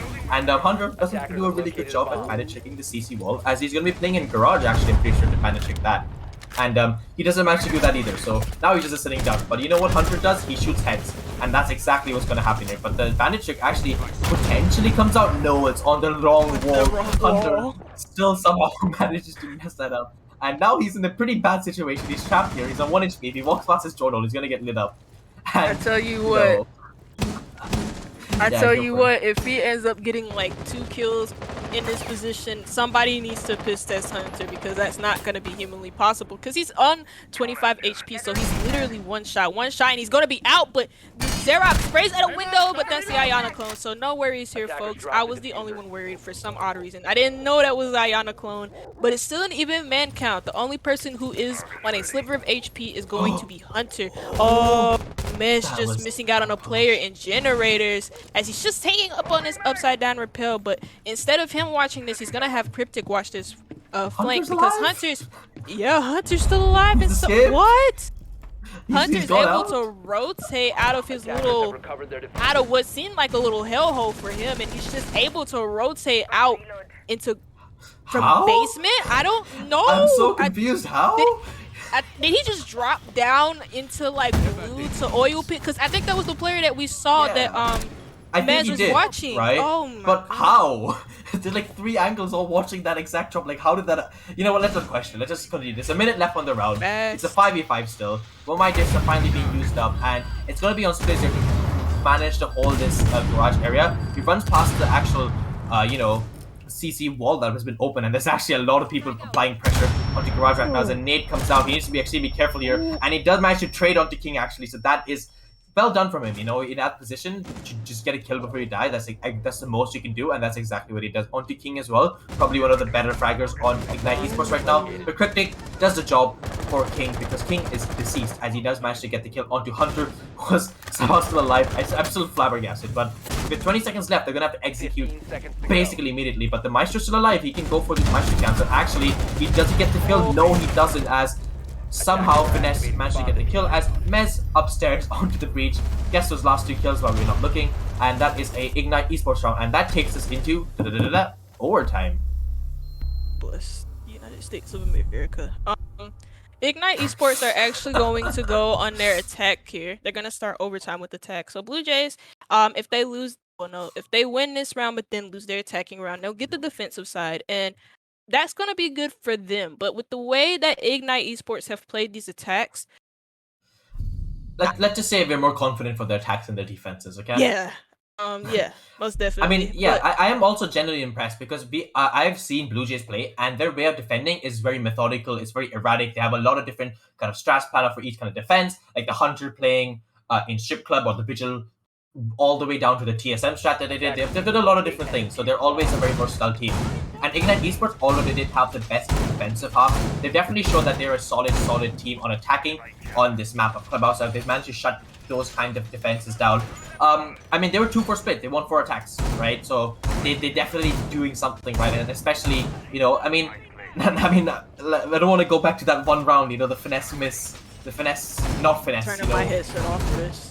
Yeah, but like, what could have been if you won that round, Ignite Esports would have walked away at this map, the map pick, and since they didn't, they've gone to overtime, which makes things look more difficult. But they did get attack first, which is what I think, personally, they've been pretty better. And Cryptic's drone just floating in the air, and okay, Critical actually, a drone hunting machine. Someone test this guy for drone hacks, because he's spotted 2 of them and killed both of them. But maybe that's why he got team kill. He's put on the drone hacks now, so it was a tactical team kill. But Critical, he's definitely on it. You know, he's actually playing a lot more aggressive than we used to him. You know, he's a support player, as you can tell, for this team. Even though his kills are low, he's done a lot for the team by punting, and he's on a more aggressive roam here, which is usually the job of Hunter. But Hunter's playing on the Mira, which is actually very odd when you think about it, right? Like the ace star of BLUEJAYS, Hunter, who gets the most frags, is actually the Mira player for the team. So you know that is a bit funny to me, but I do jest and I do digress, but it does seem that BLUEJAYS are going to be holding this cash side, and it just seems to be a pretty standard hold from BLUEJAYS. Nothing crazy coming out here. I mean, going back to what you said about Hunter, you know, he does have a good gun in hand. He does have the Vector, and he also has a Nitro Cell. So he has a pretty good kit to work off of. And, you know, with Goyo, you also have Goyo again. BLUEJAYS have been bringing this Goyo out on the site over and over again. And I wonder if it's just like to waste time with the fire shields or just to have the fire shields in play because they just the shields, work the same. Know? Yeah, because they work the same as the deployable shields, and they have those slits that you can, like, basically it's like a mirror, but in shield form. And King is gonna, what the heck is Hunter Critical doing there? King is able to get that kill onto Critical, and I'm shocked that he was in that position in the first place. I thought I was dreaming for a second. I literally saw him in that position, but I didn't think it was actually him. And King is going to open this round up for his team, making this a 5v4 advantage. He's going to drone up main stairs, so he's probably going to put himself in that position to be able to watch the rotates coming in from that hallway. And Spliz is actually going to be in front of the gym window. And he's just going to be patient here. Wow, that's a Nitro Cell! I thought he was going to die from that, but it does take a little bit of his health off. He's going to be able to cook this nade, though. And that's Hunter's nade. Oh, wow. Hunter tries to throw a Nitro, and then he gets naded by Cryptic. That's the story of Siege. And King is going to be able to rotate with his teammate up the main stairs here, but we see a kill coming out from Spliz, and that's making this a 4v3. He doesn't know that's a player rotating to his right, and that's a double kill for Cryptic on the round. And now the round is going to be opened up for Ignite Esports, and it's probably going to be a 3v1 as Goyo's just going to be pinched here, and it is a 3v1. Now the Jaeger is Sanji by himself. He's just going to have to find some picks here, and he's not going to find a single pick as Cryptic is able to close out the round for his team. Now we're on overtime match point advantage for the side of Ignite Esports, not BLUEJAYS. I mean, I just want to, because I'm thinking back, right? The last time that BLUEJAYS went to this site was when they team killed Critical, right? And even with Critical there, he did still go down first. Can we just talk? That was a weird kind of. I'm pretty sure neither of those players droned each other or like knew they were there. They were just like in that position at the time, and then King was off his shoulders like, hang on, I hear someone. And that was just a weird gunfight to see on this kind of map, but on this side of site. But it went honestly, the attack went eerily similar to what happened the previous round. And the fact that BLUEJAYS didn't really change much and expected it to, happen differently was just a bit concerning there. But it did happen, and Ignite Esports do put themselves on match point, and actually, pretty sure, for the first time in this match, put themselves in the power position and are actually around the head. They've been the back foot for most of this matchup, but this time they're going to be at the head of the helm, and they have the match point in their hands here, and they're going to be on a basement defense. They bring the smoke out, they bring the echo out, and he 6-pick off the Maestro to bring the echo instead. And I wonder if it's maybe to counter the aggression from the facts, because while you can deny plants from with the echo drones, you can also slow down the attackers and also make them panic with the red pings when they do get spotted from it. But you also see another intel op, and it's Pulse. You see the bald-headed man come back into the lineup, and he's gonna be able, I don't even know if he's holding basement with them, but it looks like he maybe is. It looks like he was like all the way upstairs. Yeah, he'll end up there eventually. That's just like his bread and butter. And actually, as the drone comes out, ooh, Crypto getting a bit aggressive there, and BLUEJAYS wasting no time. They know they need to win this round, and they're gonna be as efficient as possible. As, oh my god, Cryptic almost gets a clutch wall bang onto the cabana of Sanji, I'm pretty sure, as he's trying to just shoot as many drones as possible before rotating back to the side. And if that kill had happened, for the barricade, we would be looking at a way different ground. But it didn't happen, fortunately for Team BLUEJAYS, and they have gotten most of top floor control, and they're just gonna drone out this last little bit of area. And they do see the Melusi playing on those main stairs, but she's gonna fall back smartly eventually. And they do have top floor control as Hibana managed to get the freezer hatch open. Sorry, not freezer, kitchen hatch open through freezer. and they're looking at a pretty decent spot right now. Yeah, so even man count, they are gonna use their utility, but I think there was an impact trick coming onto that kitchen hatch, and Sanji, getting his Havanas off, won't be able to get it off any longer. As I think King, yeah, he did just impact trick the Havana charges off, so good on him. But I think they're gonna actually get the hatch open. They're probably gonna go for Moto hatch as well. I would expect them to go for Moto hatch, as you see the Jaeger, not the Jaeger, but the Pulse in his prime position. He's gonna be posting out these players, and he's gonna be looking for basic nitro cell spots. But speaking of looking for something, Xerac looks for the hit of King and finds it very easily. And Xerac with these shots is just insane. And they finally do get Moto hatch open, but they have a minute and 15 left to go, as they do have the full man count on their team. Blue Jays do, and Ignite Esports just have that one player off. But they have the smoke in play. They do have the echo in play. So losing to Melusi is not the end of the world. She doesn't have her nitro cell anymore. But losing your pulse might be the end of your world. It might be the end of this round, as it's now a 5v3 advantage for Blue Jays.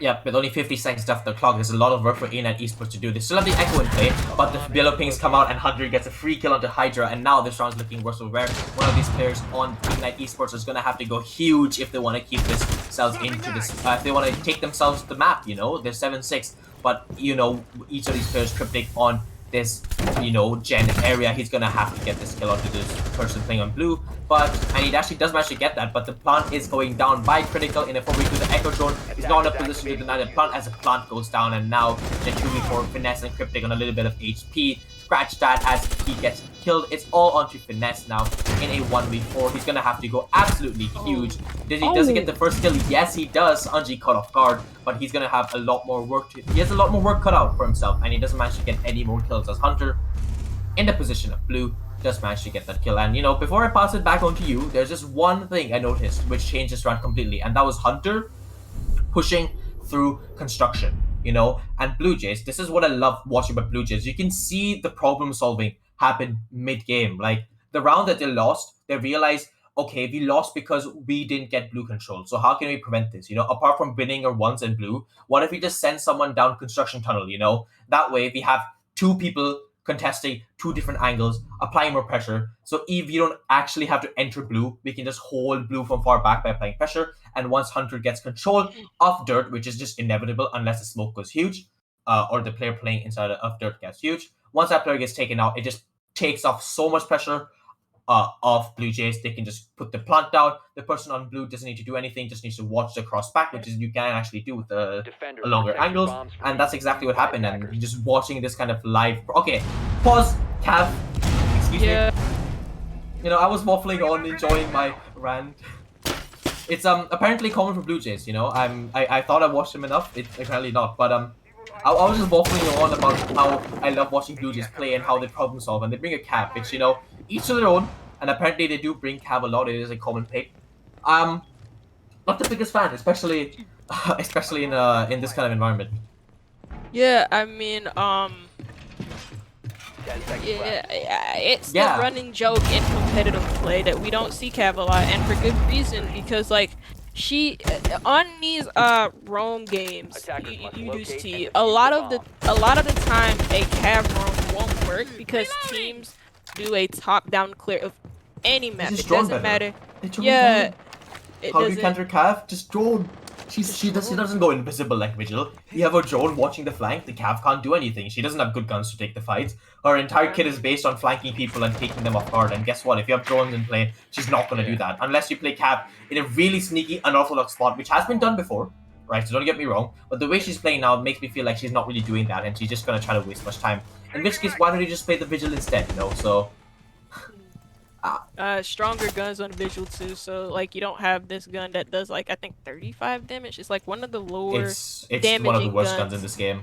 Yeah, it doesn't really have a lot of advantages. And speaking of advantages, King is actually going to bring the man count and advantage of his team, as the Cav is not going to work out at all for Xerac. He's going to get taken down, and now it's a 5v3 man advantage for Ignite Esports, as they take this round with the bang. Well, they don't take it quite yet, but they have a little bit of minutes to go as they do have a 5v3 man advantage. The rest of the team of Blue Jays are actually going to be turtled on site. So you have your Smoke, you have your Maestro, and you have Sanji actually playing in a Moto. They haven't taken care of this Moto hash quite yet, but they do have enough time to do it, and they have the utility as well, with Zero having the hard breach utilities and also Ace having the Soma charges. He's gonna be very useful in taking out these hatches, and you do see the angles being opened up as well with the breaching charges. They don't have a what you Yeah, they call don't. sledge.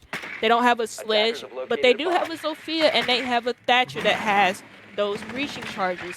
And you see the collapse kind of coming onto site as Ignite Esports. They're not running low on time. They have a minute instant left, but you see Critical getting lit up by the Sophia Heresies. They're both tap firing at one another, both exchanging gunfire, alerting each other to their own positions. But Sanji's actually going to be a wild card here because I don't think King is going to know that somebody's playing right there, and he's not, because King is going to get an easy kill. I mean, Sanji's going to get an easy kill onto King, and that's his double kill now coming, not a double kill, but a double kill coming out from the side of Blue Jays as they grab a kill onto both Cryptic. But this is very close for comfort. Oh You my literally god, see look his at that. head. You literally see his head. Thank God you killed him, Hydra, because if you didn't, I was going to troll the crap out of you on Twitter. Anyways, Critical's down, and now it's a 3v2 man advantage for Sanji, Ignite no! Esports. Sanji looks away for a second just to shoot a drone instead of shooting a person, and that's his demise.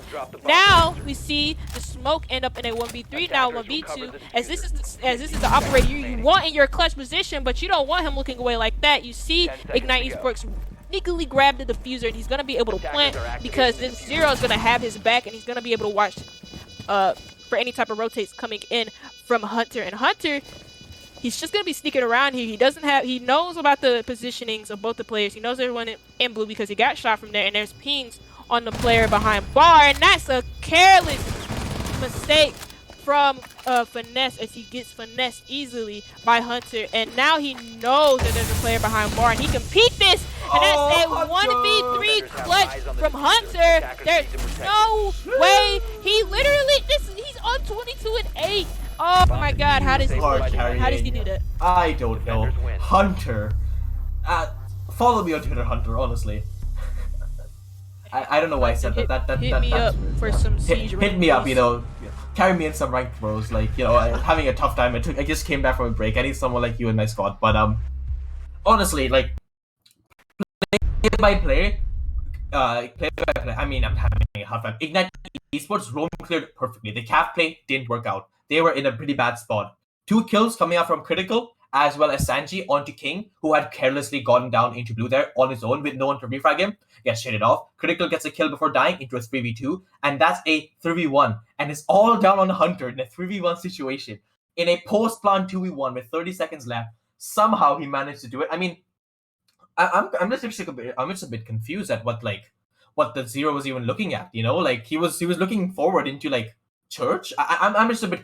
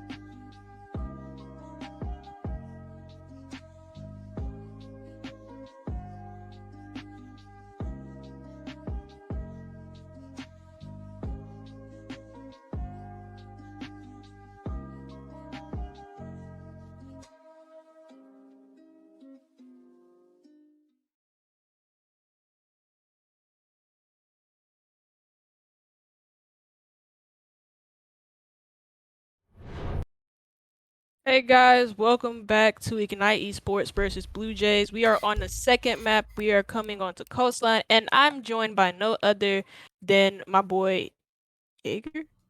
Jaeger, that's right. Jaeger. Or Oh my. or Ash2OP on Twitter. Drop me a quick follow if you Yes. don't mind. Oh, And let me Wambi, what's pull your up. Twitter at? Quick Oh, shameless Wum. plug. It's One Wum. more. It's the same one Follow as one. my little tag The here. one that's Just under. follow me. Drop us boys a quick follow. We do a lot of hard work for. We do the Yes. production. We do the casting, the observer. We No, do we all of it. don't. Okay. So Oh God. we do all. We do all The of it. teams Okay. are So.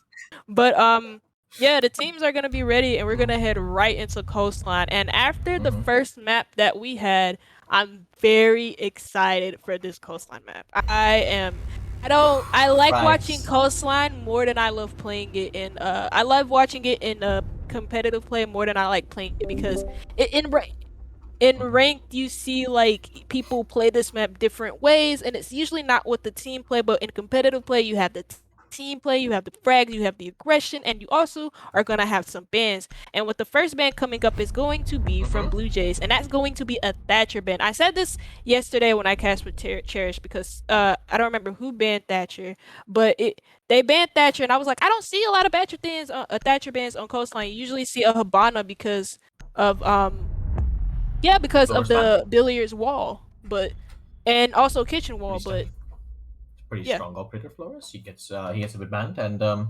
yeah, I mean, I'm personally right. I'm so excited to watch Coastline just for one player, and that's Hunter. How many kills did he grab last game? 22, and that's on a map like Clubhouse. Imagine how many frag you can get on a map like Coastline. Imagine like. I'm thinking records are gonna be broken. Let's maybe he's gonna ace every single round 7-0, like 35 kills. You never know. Let's see. But a visual ban coming out as well as a Mossy ban. The visual. Thank you for the visual ban, Zarok. Very happy to see this visual ban coming out as Ignite Esports.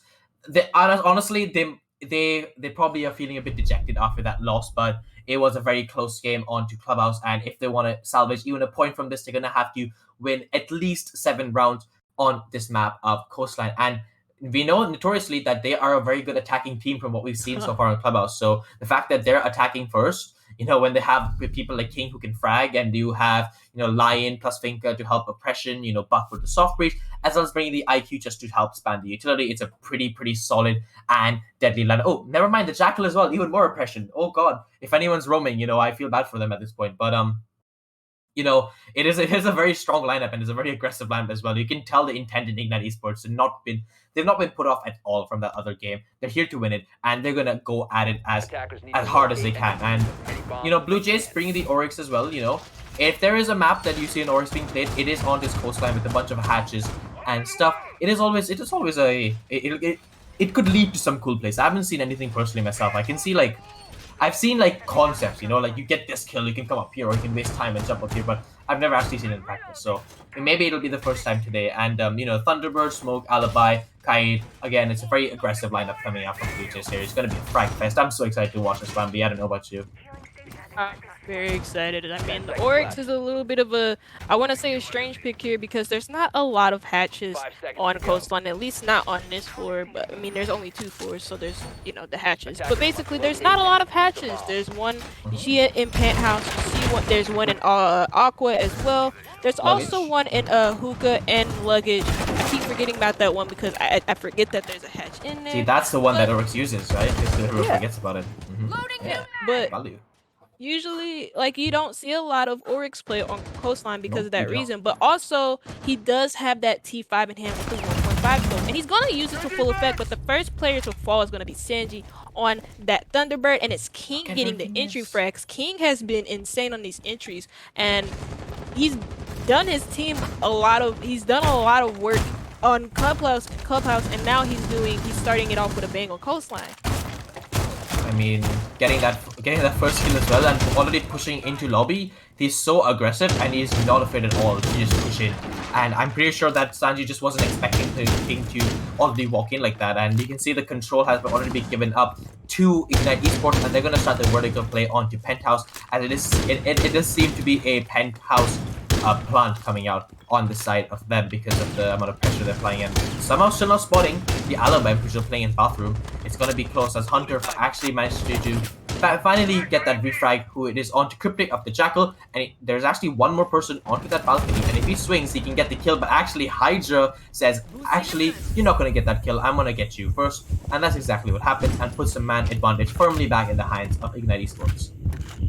You're gonna activate her adrenaline surge as well, just gonna boost up their health for a little bit of time, and also the lion skin does come out, so it's gonna freeze these defenders in place, and if they have the intel to work off of, maybe they could capitalize on it. But you see the big hole that, you know, one of them made. I don't know who made that. I'm thinking it was BLUEJAYS, and it catches Hydra completely off guard as he's gonna get naded out of position. He's gonna swing this hallway, but there's two players there. Whether or not he's getting a pick, actually he's not gonna get a single one. He's gonna get down, but he's not out, but he's not gonna be recoverable because now it's a 4v2 in advantage for Ignite Esports. This is gonna be a frag fest of a map, and it's showing you exactly why. You see, now it's about 45 seconds left to go. You see the flashbang start to come out. Now the kill has been confirmed onto Spills, and now the plant is going down. That's happening in Theater with the Finka planting right behind some shelves. And there's a player on big window, there's a player in the hallway, there's a player in sight. They're everywhere. You can't escape from them, Critical. They're going to find you, and they're going to kill you. Please don't hide behind his bed. He's gonna hide behind it anyway, and he's gonna be put to rest behind the bed. Hydra getting the last kill of the round. That round convincingly going in the way of Ignite Esports. I mean, Penthouse as well, you know. Okay, I'll be honest, a bit of a confession. I have not really watched much professional play of the new club, Coastline Rework, so I am actually clueless as to what is the meta in this map, if it's Penthouse, if it's not. So I have no clue if that was like an offside, if that's some pretty normal now, considering the changes that happened to, you know, to VIP. So let's just say that, you know, it was fine and it was unfortunate. But considering the aggressive lineup that Ignite Esports is bringing, I'm not surprised they won that so easily. You know, the only person who really was going out there and trying to challenge those gunfights was Hunter, you know, and he got the first kill, but Hydra gets the second one. And when nobody else is trying to, you know, peek out, I mean, you can see Splits actually, well, I'm not sure, the smoke clear from last round was trying to be aggressive as well and get that pick. But, you know, once you're like all trapped in sight, the lion scans, the finger boosts, you know, it just puts you in a really bad spot. And when on a map like on a map not like Penthouse, not a map like Penthouse, a map like Coastline, it is once you get you know, it's pretty easy to get the map control, to get the site control as well. I'm just not on it today. Oh my god, on Coastline. But basically, what I'm trying to say is, with the ops that Ignite Esports are bringing, it's really easy to push yourselves and force yourselves into certain rooms, which is exactly what we saw last round. Okay, finally, I got that out. Oh my god. Well, I can tell you a little bit about the new Coastline rework. You see a VIP here. The wall is actually now reinforceable, so you can reinforce that wall. There used to be a big window, so now, like, when attackers, when that window was there, the attackers could just rappel up and then completely have VIP control, because they could completely, like, just watch the run-ins and the walkthroughs and the rotates from defenders. And now there's a wall there, so now the attackers have to work around that wall. They have to probably free shit to watch those rotations. It's just a lot easier with that wall now reinforceable to defend Penthouse. And you now see the Jaeger device is getting burnt out, but that's the mirror burnt out of her position in Aqua, and that's Hunter down. A 5v4 early on for Ignite Esports as they take this man advantage into their own hands. I mean, that was a very peculiar setup from Hunter as well, you know. I haven't watched much Coastline, but I do know that that is a very weird kind of setup that I don't see very often. Double castle barricade with some ADSs and watching it decide, like, it just seems like a formula for a disaster, you know. You know, the teams can focus it down, get the vertical play. It just seems a bit off, and with the Hunter being the big frag player from last game getting taken out first, it's gonna be a blow for BLUEJAYS. Considering that, you know, they're gonna have to try to fight back and get the next pick there if they don't want to get, you know, oppressed inside, because the Jackal's still alive, the Lion's still alive, the Finker's still alive. You know, the Buck's gonna be vertical playing from below, and King, he's just doing King things, you know. He's holding an angle here, and I'm pretty sure he's gonna meet Sanji sooner or later. As actually Sanji is gonna be in a good position to get this first pick, but actually no, he misses a few shots onto Hydra. Unfortunate, and I can see a King is gonna decide to finally push up. And okay, I see the mirror setup and what it was supposed to do. I still don't think it was a really good idea. I think it was a pretty horrible idea. But, you know, I'm just a caster, I'm a professional player, and there's probably a good reason in how they're supposed to hold that. I'm sure it just didn't work out how it was. And, Zarok and Sanji are pretty low health here. And with the finger boost coming out on the side of Ignite Esports, it's going to be a big problem. But I got shut right up as Zarok does get the first kill onto Hydra and makes sure that no more finger boost can happen in the round. And the Lion Scan does come out to, potentially stop them from getting any more kills. But Critical does trade out on 2 Cryptic, but Mez and King do get frags of their own, leaving it into a 3v2 situation with Spliz and Zarok. Zarok selecting the C4, and Spliz having 2 more smoke cannons to let Lion having 1 scan, and Sophia still having a bit more utility as well. But with only 25 seconds left on the clock, the attackers are going to have to push into site here pretty soon. Otherwise, it's going to be pretty hard to get that bomb done. And considering where Zarok is playing and how little HP is as, it's not going to be that difficult. You can see here, the diffuser actually has been dropped in a pretty bad position, but actually King gets that kill onto Zarok. It's leaving it all onto Spliss, and in a 1v3 situation, King pushing up here from this 90 corridor does manage to get the kill onto the guy playing Pink Bar, and that is a tactical timeout, actually. A good round from Ignite Esports, and a tactical timeout being caused or called by the side of Blue Jays. I mean, Wumby, just talk me through it, right? The Ignite Esports, what are you feeling from them right now? Ignite Esports? Yeah, Ignite Esports, the one they were winning 2-0 up, it was Ignite Esports, Well, they're capitalizing off of a lot of mistakes that the Blue Jays are making. Like you said, the Mira being placed in Aqua. It was unorthodox. Let's leave it at that. Yeah, it was unorthodox, but they also did have the castle in play on I think it was Aqua Balk. But the thing about castle is that it can literally take one shot from a concussion. I mean, not an impact nade, and also or an ash charge, or even just a breaching charge. It's not as strong as they once were. It takes a little bit less hits to deactivate those castle charges, and I feel like maybe they put their trust in those castle barricades too much, and there's just a lot of off things coming from Blue Jays. Like they're rotating right into the gunfights of it is a bit odd, right? And it's just odd. Yeah, I mean, I can understand that kind of setup if there was another player there to support him. Like, you gotta remember, Hunter was boxed in, right? There's no escape for him. The hatch was reinforced, right? He had 2 ADSs, and there was double castle barricaded off, And what the Ignite Esports did, which is a smart thing to do, they droned it, realized, okay, Hunter's going to be playing here. It's a very free kill. Let's just go below with the buff we have, open up the holes, and then just kill him. And that's exactly what happened. So, I'm not sure. Maybe they just didn't calculate the vertical play coming out. Maybe just expected Hunter to just win his gunfights. He's a pretty cracked player. Just put him in a spot and tell him to take gunfights. He'll probably win them. Maybe that was the mindset, but and that's the problem. He's like putting himself in those really awkward positions, because the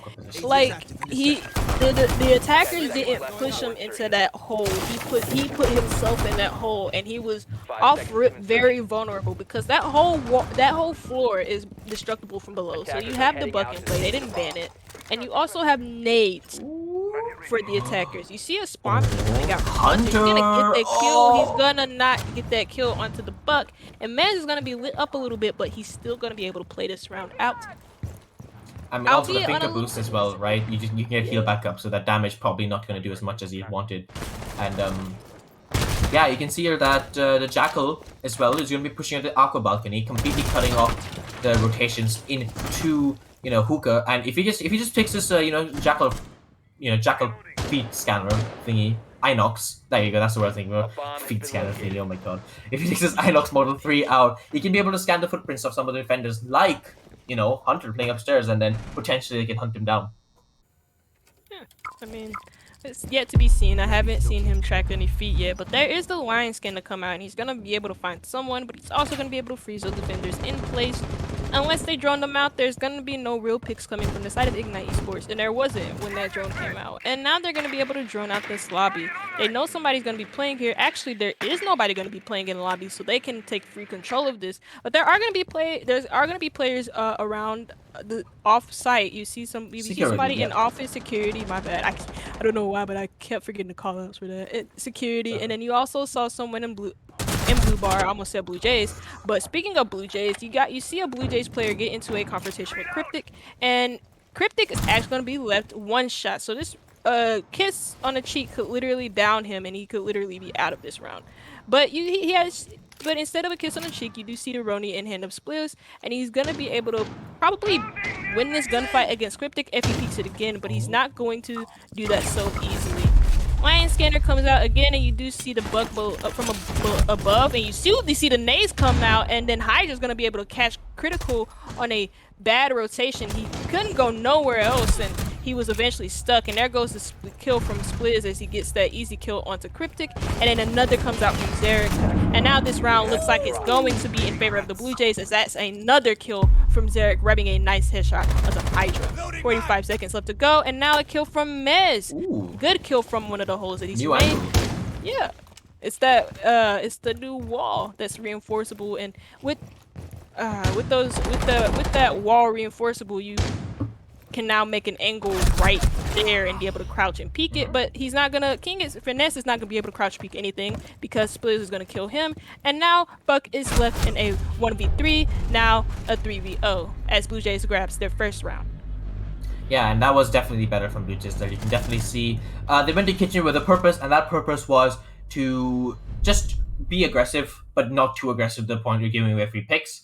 So you shoot a few bullets, see if you can get a pick or two. If one person dies, all of you stay in your positions. And I don't know if you noticed, but that Jackal, he just got trapped. So whoever was joining in the front didn't notice that the blue bar, there were holes in the blue bar at the bottom. So the Jackal literally pushed into security, got it up to 1 HP, sat in the corner, waited for someone to come help him, some reinforcements. When someone tried to come, they realized there's holes in the blue bar floor, which means they couldn't come help him. So he was just stuck in that one corner, the poor Jackal, all alone. I'm pretty sure he might have had smokes. He could have had smoke and ran away. But I'm not sure if he's running Claymore, I think, that Jackal has. Apart from his smokes, I just don't see it. But it was just a bad situation for him to be in oral. 1 HP against any kind of gun in that position is not good.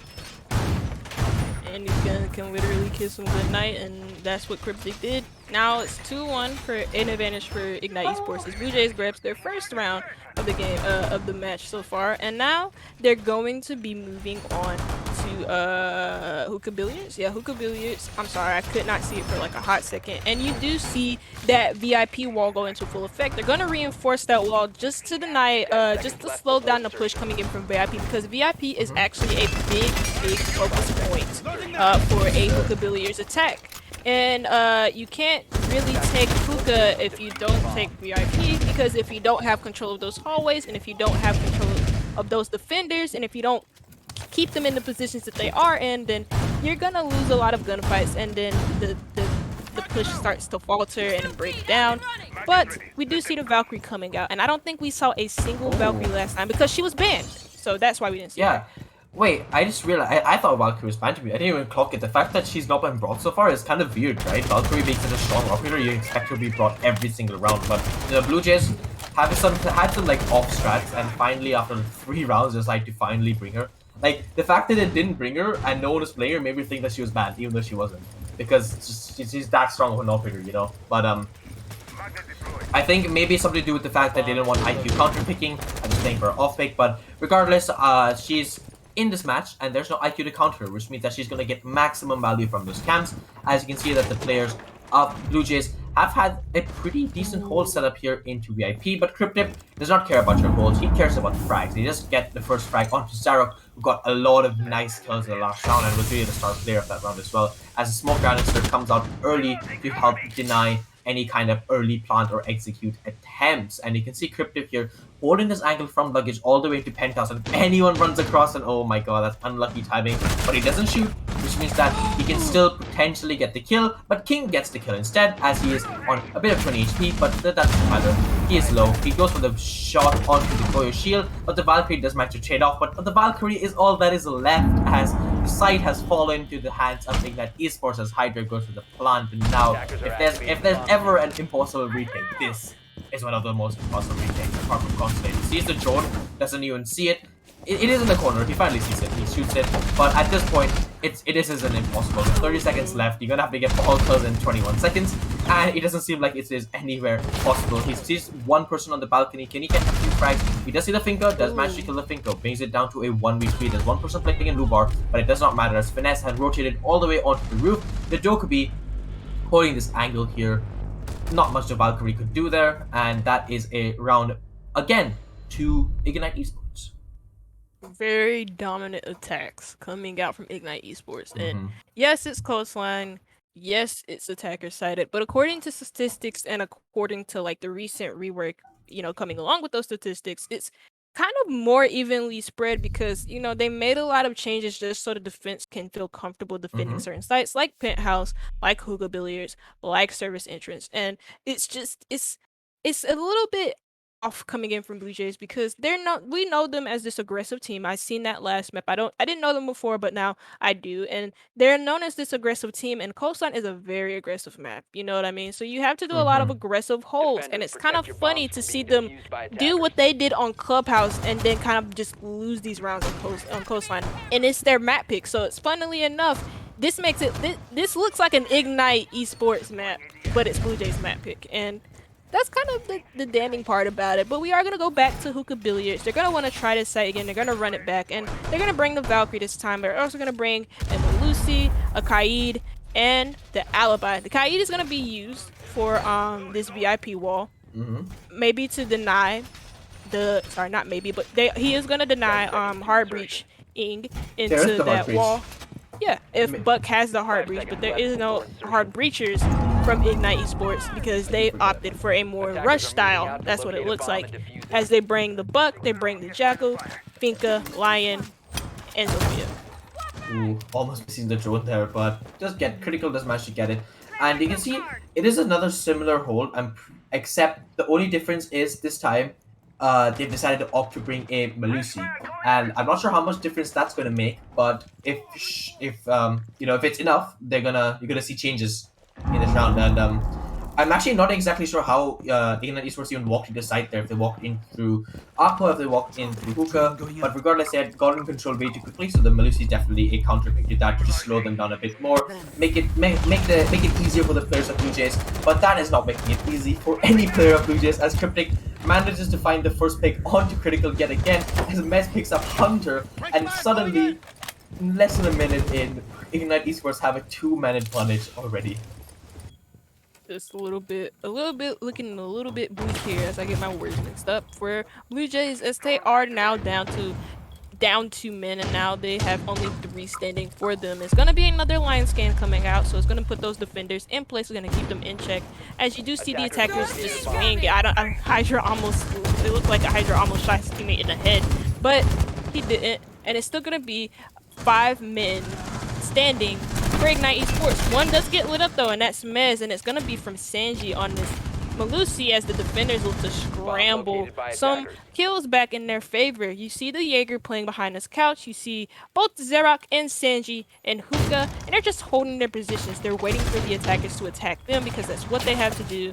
And you do see the bullet trails from the Buck coming in from below, and then there goes some flashbangs, but a missed opportunity from the player that was looked on window, and that's a nice headshot coming in from Spliz, making this a 4v3. Fuser has gone down though, so they're gonna have to retake their on-site. 4v2, 3v2 as a flurry of kills just happened. Sanji almost grabbing another. The Fuser is still in control of the attackers though, as Sanji's just gonna completely run out. There's no way he gets this kill, and he's just gonna slip up. And Cryptic is going to be able to collect the final kill of that round. Now, 4-1 for Ignite Esports as they start this map out with a bang and with a sprinkle of dominance.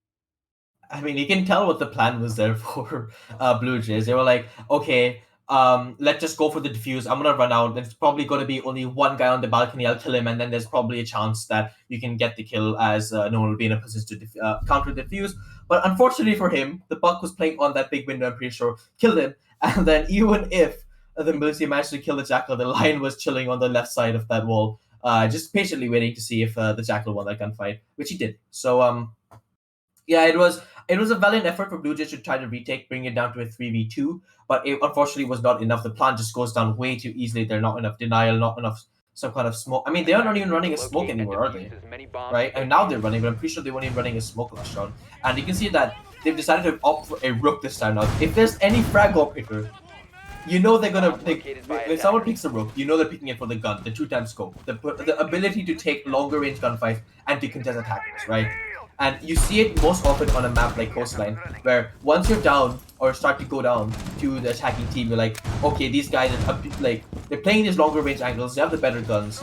We need something to fight back. You bring out the Rook, right? You have the MP5, the 2-time scope, you get the armor, which is just a nice bonus. In fact, to make some kind of like rotate holes and you know, not just because you're a Rook doesn't mean you always hit the drones. Okay, this is not an actual representation of skill. But the pistol, it has no recoil on it. But I'm sure that the recoil was made up in his head somewhere. But bringing up into 4-1, there's only one more round left in this split. Might as well try something new. That's basically what I'm trying to say. I walked on for way too long, and let's see what Zarek can do here.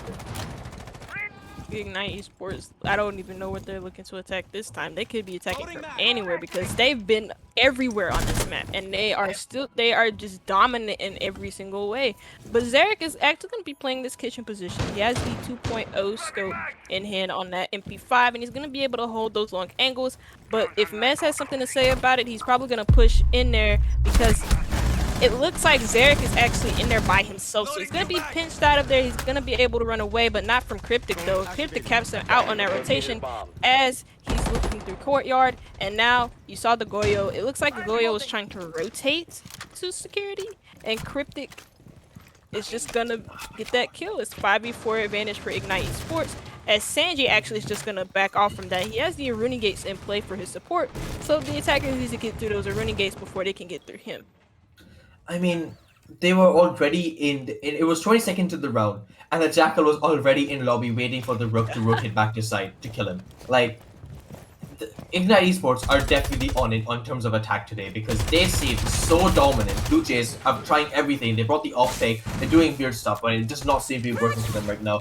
As Zarok, the only person to have been giving significant controls. As I said, that was Sanji. Let's get the first pick. The Lion Scan is going to come out. He's going to be in his fire. He is going to be in just a bad position, but Hunter is in a place to get the refrag. Does he get the second one? Yes, he does. Hunter gets the second one, but Mez trades it back into a 2v2 as Critical goes down. Now, Spliz and Hunter, two players who are really good in their own right and have done a lot for the teams in the past few games against Finesse as well as Mez, who is only on a light sliver of HP. So a tiny Aruni Gate, a Goyo Shield Burst, you know, a bullet from the Roni, it is going to take him down. He needs to be careful.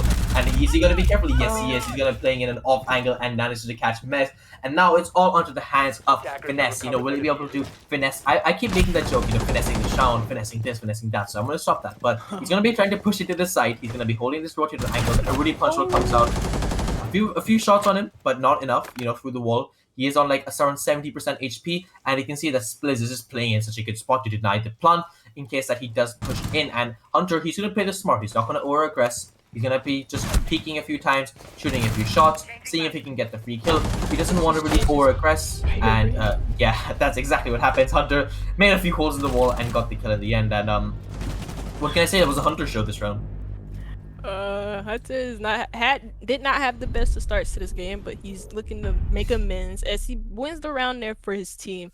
Funnily enough, I do want to talk a little bit about that hold from BLUEJAYS because the main thing, the main thing about a blue bar hold or even just the blue bar sunrise hold, if you have those holes on that courtyard wall, you don't want to have the attackers have quick advantage of lobby, quick map control of lobby so quickly, and that's kind of what happened. Because if you give them lobby control, then they take over those positions that the defenders need to hold to deny the plant, and they can get an easy plant off behind a blue bar. But they also had a heavy presence in office.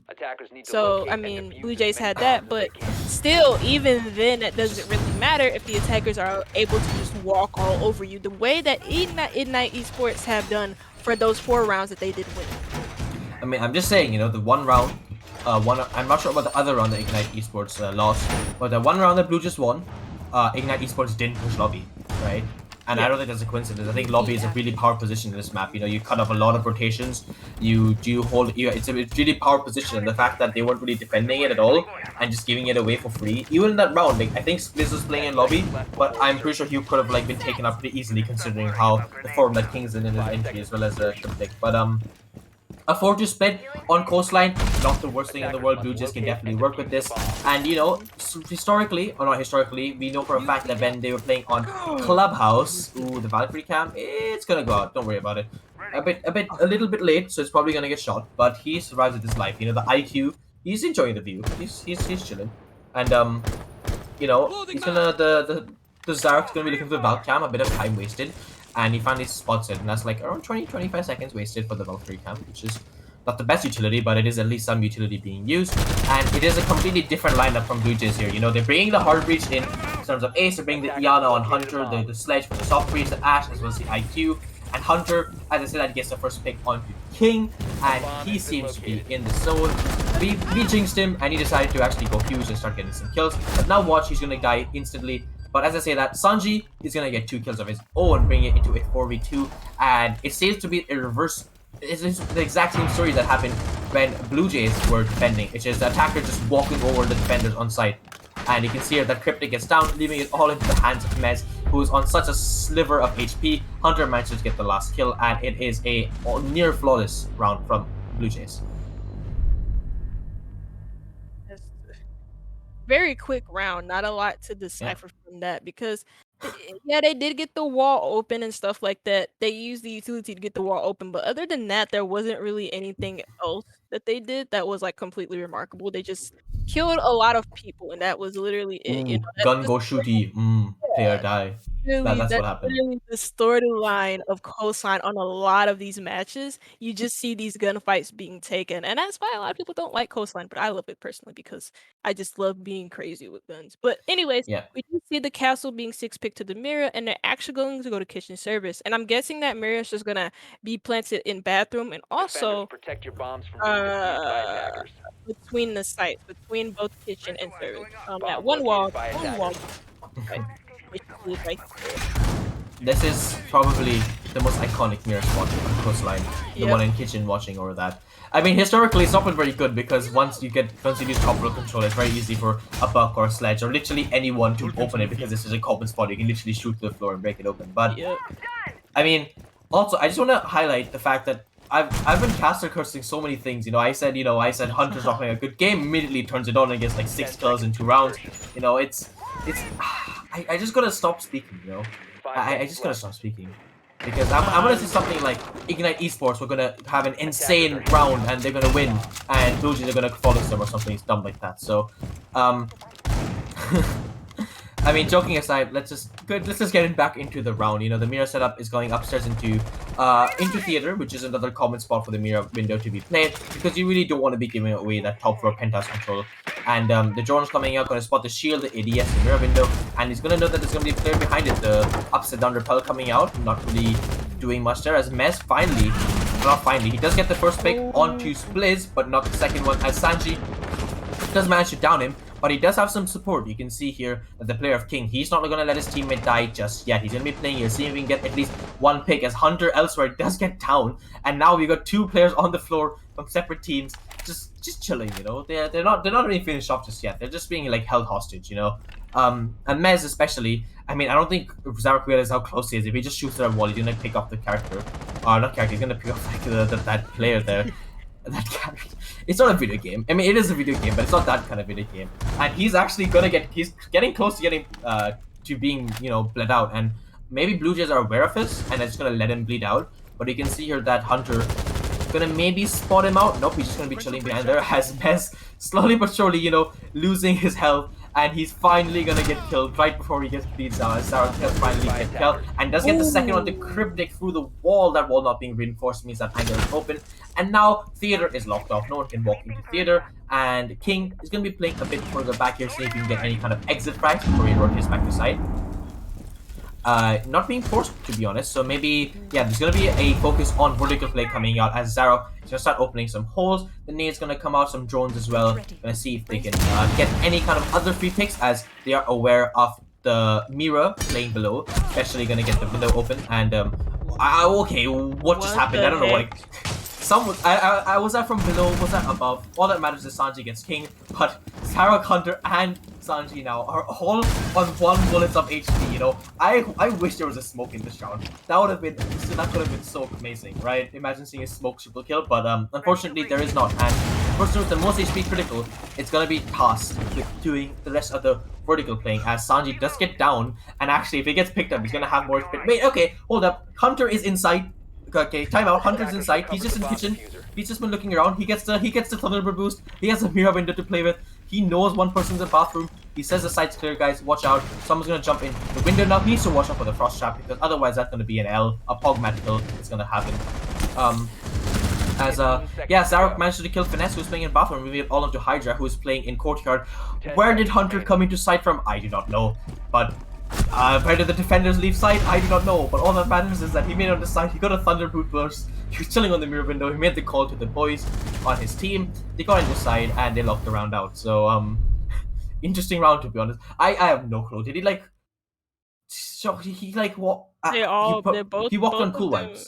Right. Yeah, both of them just like retreated from site, so it was just free game for him. But unfortunately for Ignite Esports, you can't pull a timeout in the middle of a round. So like that, they had to keep going. They had to keep going, and that's what Hunter did. He got into site. He had control of site, and he relayed that to his team. That site was clear because both of the defenders decided that it would be best for them to rotate off of site and maybe do a retake push. But ultimately, it's harder to do retakes on Coastline than it is on probably any other map. But maybe Consulate. I can think of the Garage. Oh, but also, don't even remind Consulate is such a bad map. Alright, also, just before we continue, I just wanna compliment Hunter for his good skills. Like, you know, I'm not sure if it was him or the team itself who identified that, you know, when you do vertical play, the enemies are probably going to leave the site. I don't know if he had that in mind as he pushed in, or he just like, you know what, we're going to do something, I'm just going to push it and see what happens.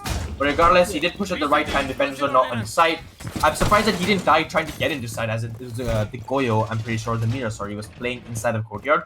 So the fact that she didn't manage to spot him, or the cam, maybe the blue bar cam was still up, it's just a lot of factors we don't know. So let's just leave it at that. Hunter made a good play that round, and leave it at that. But Ignite Esports, you know, they had a really good start on their attack, 4-2 split, and BLUEJAYS have bounced straight back and have won 2 attacking rounds, bringing it back to a 4th floor. And you know, if I'm Ignite Esports here, I'm sweating a little bit. You know, like they haven't really managed to get any kind of foothold into this match yet as a defender. But you know, it is only the 3rd round, so we can't count them out just yet. And I mean, and you know, we'll find out if they manage to go forward in this match. Yeah. Jesus Christ, Mira was just in the Caillou's way, and I was like, yo, get out of her way, man. I don't know. Anyway, stop. Yeah. But we do get into the round, and you do see again this IQ coming out from Critical, and this mirror hold. Actually, I did want to comment on this last round, but there was a lot of other things that I wanted to talk about that round, so I decided to talk about them instead. But this time we do get the opportunity to talk about the mirror, and the one thing that you do see a lot on this kitchen hold is that mirror up in VIP to hold off the attackers from taking complete control of the penthouse, because if they see a mirror is there, they're going to do their best to try and clear that mirror and clear the player behind it. Speaking of the player being cleared behind the mirror, that's actually going to be Cryptic, and he's going to be down to 25 HP. That means he's going to be one shot in and out if he decides to be in. Liz is actually going to get lit up from VIP, not lit up, but like just a bit tagged, and there's going to be a player in there, and Sanji's actually going to grab the first kill onto Mez, and that's your Goyo gone. But he doesn't have a Nitro Sun no more to work off of, so that's him down and out. But his fire shields are already placed, so his usefulness is done in this round.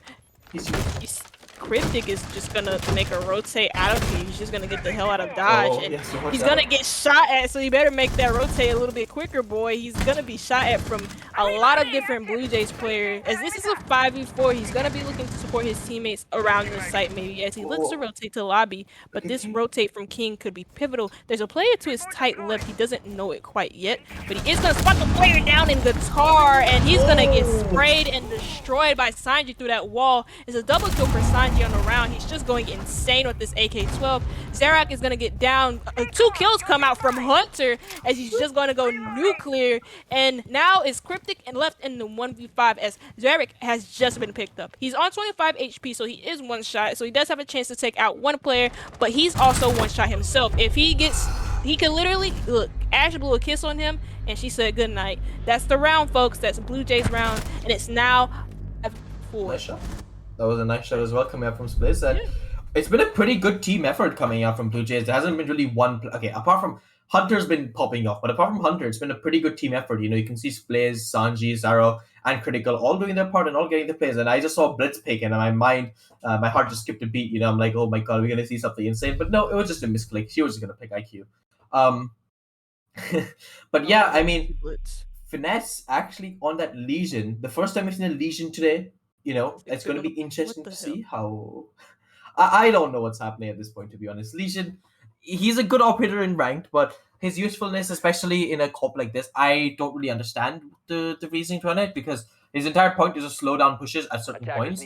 But the fact is, on coastline, there's just a lot more bases. Like, I don't think you can get much value out of it on coastline, personally. I mean, actually, I take that back, okay? I was just thinking of the one part of coastline and the top floor, but actually, if you think about it, he'll probably just give you a lot of utility, give you a lot of information. So I'm taking that all back. You know, that was just a dumb thing to say. Legion is always a good operator no matter what.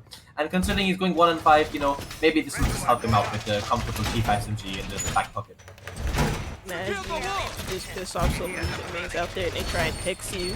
I'm like a you said, former Legion main. Alright, it's okay. 10 seconds. but yeah, like you said about Legion, the one thing about Legion that a lot of people, 5 seconds left. I'm pretty sure people know about it. The game has been out for 5 years now, 6 years, whatever. And like the one thing about Legion that's very key to understanding him and how to play him is that his goo mines actually do stop plants. If you step in them and if you're trying to plant sight, you won't be able to play in sight. And I'm hoping that he put some goo mines maybe around that couch area where defenders or attackers usually plant, or even behind the bomb chastity in billiards where people usually plant, to just stop the plant potential that will come in from Blue Jays. But Blue Jays are going to start off this round attacking VIP Lounge. They're going to get this wall open probably with the ace, because the ace is there. I would assume he gets the wall open. Zarek is actually going to get sprayed at on this window as he tries to rappel up it, and it looks to be a VIP hookah take from the side of Blue Jays. It's a 5v5 man advantage, but I think King wants to make this a 5v4 in the disadvantage of his team. He's just going to peek that wild. He's going to take out a drone, but he's not going to give him complete control of Penthouse quite yet.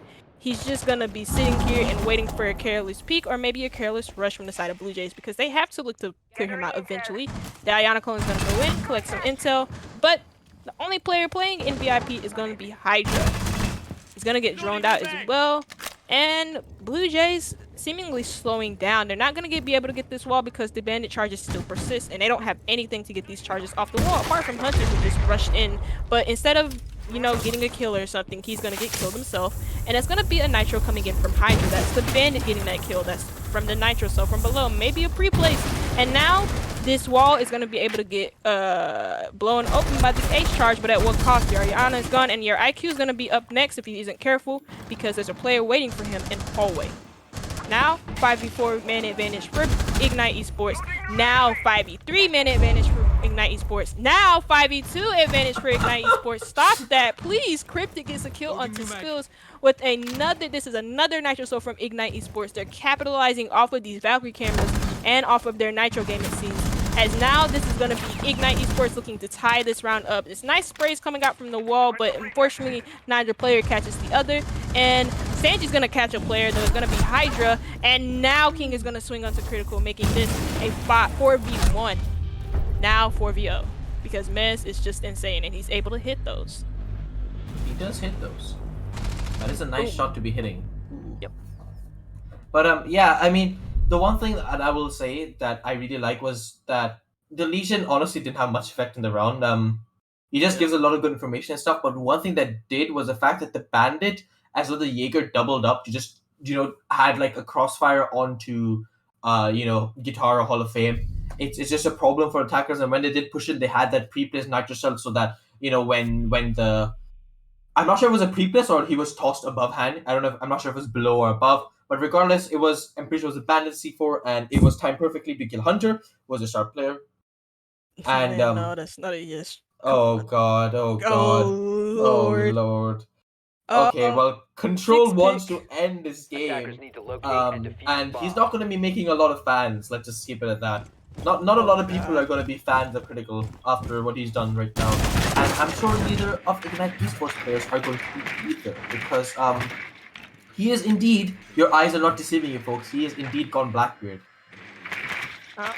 He's gonna have those shield switch advantage, I guess. I don't know. I don't know the reason. He said that if he didn't get 4 kills, he was gonna leave the match. So, or leave the league or something like that. So maybe he's just gonna, he's gonna want to keep his place here. So he's just gonna try and get those kills. Maybe not the win though, because the Blackbeard shields have gotten changes over the years, a lot of changes, and now people compare his shields to just like I want to say like just glass now, because it's easier It's a to one bullet shatter sponge. Yes. It's literally a one bullet sponge. So and it's easier to take care of it now and easier to headshot him. But sometimes players aren't able to hit those shots off rip, and so that's where Blackbeard has the advantage in. But I don't see this. The only spot where Blackbeard I think has an advantage is on Windows, because in general his guns actually are very low DPS compared to a lot of the even defender guns. And if a defender swings onto a Blackbeard and pre-fires him, like he's not winning that gunfight. Let's be honest. Unless he hits like a nutty headshot, which most people don't, because who's practicing with Blackbeard's guns to hit those heck on a hotch? Let me know so I can block them on Twitter. But regardless of that, Critical, he's gonna be definitely trying to get as many kills as possible. He's still not shot a gun, I'm pretty sure, so they don't know that he's actually got Blackbeard. He might have shot a deagle shot yet, I'm not really sure.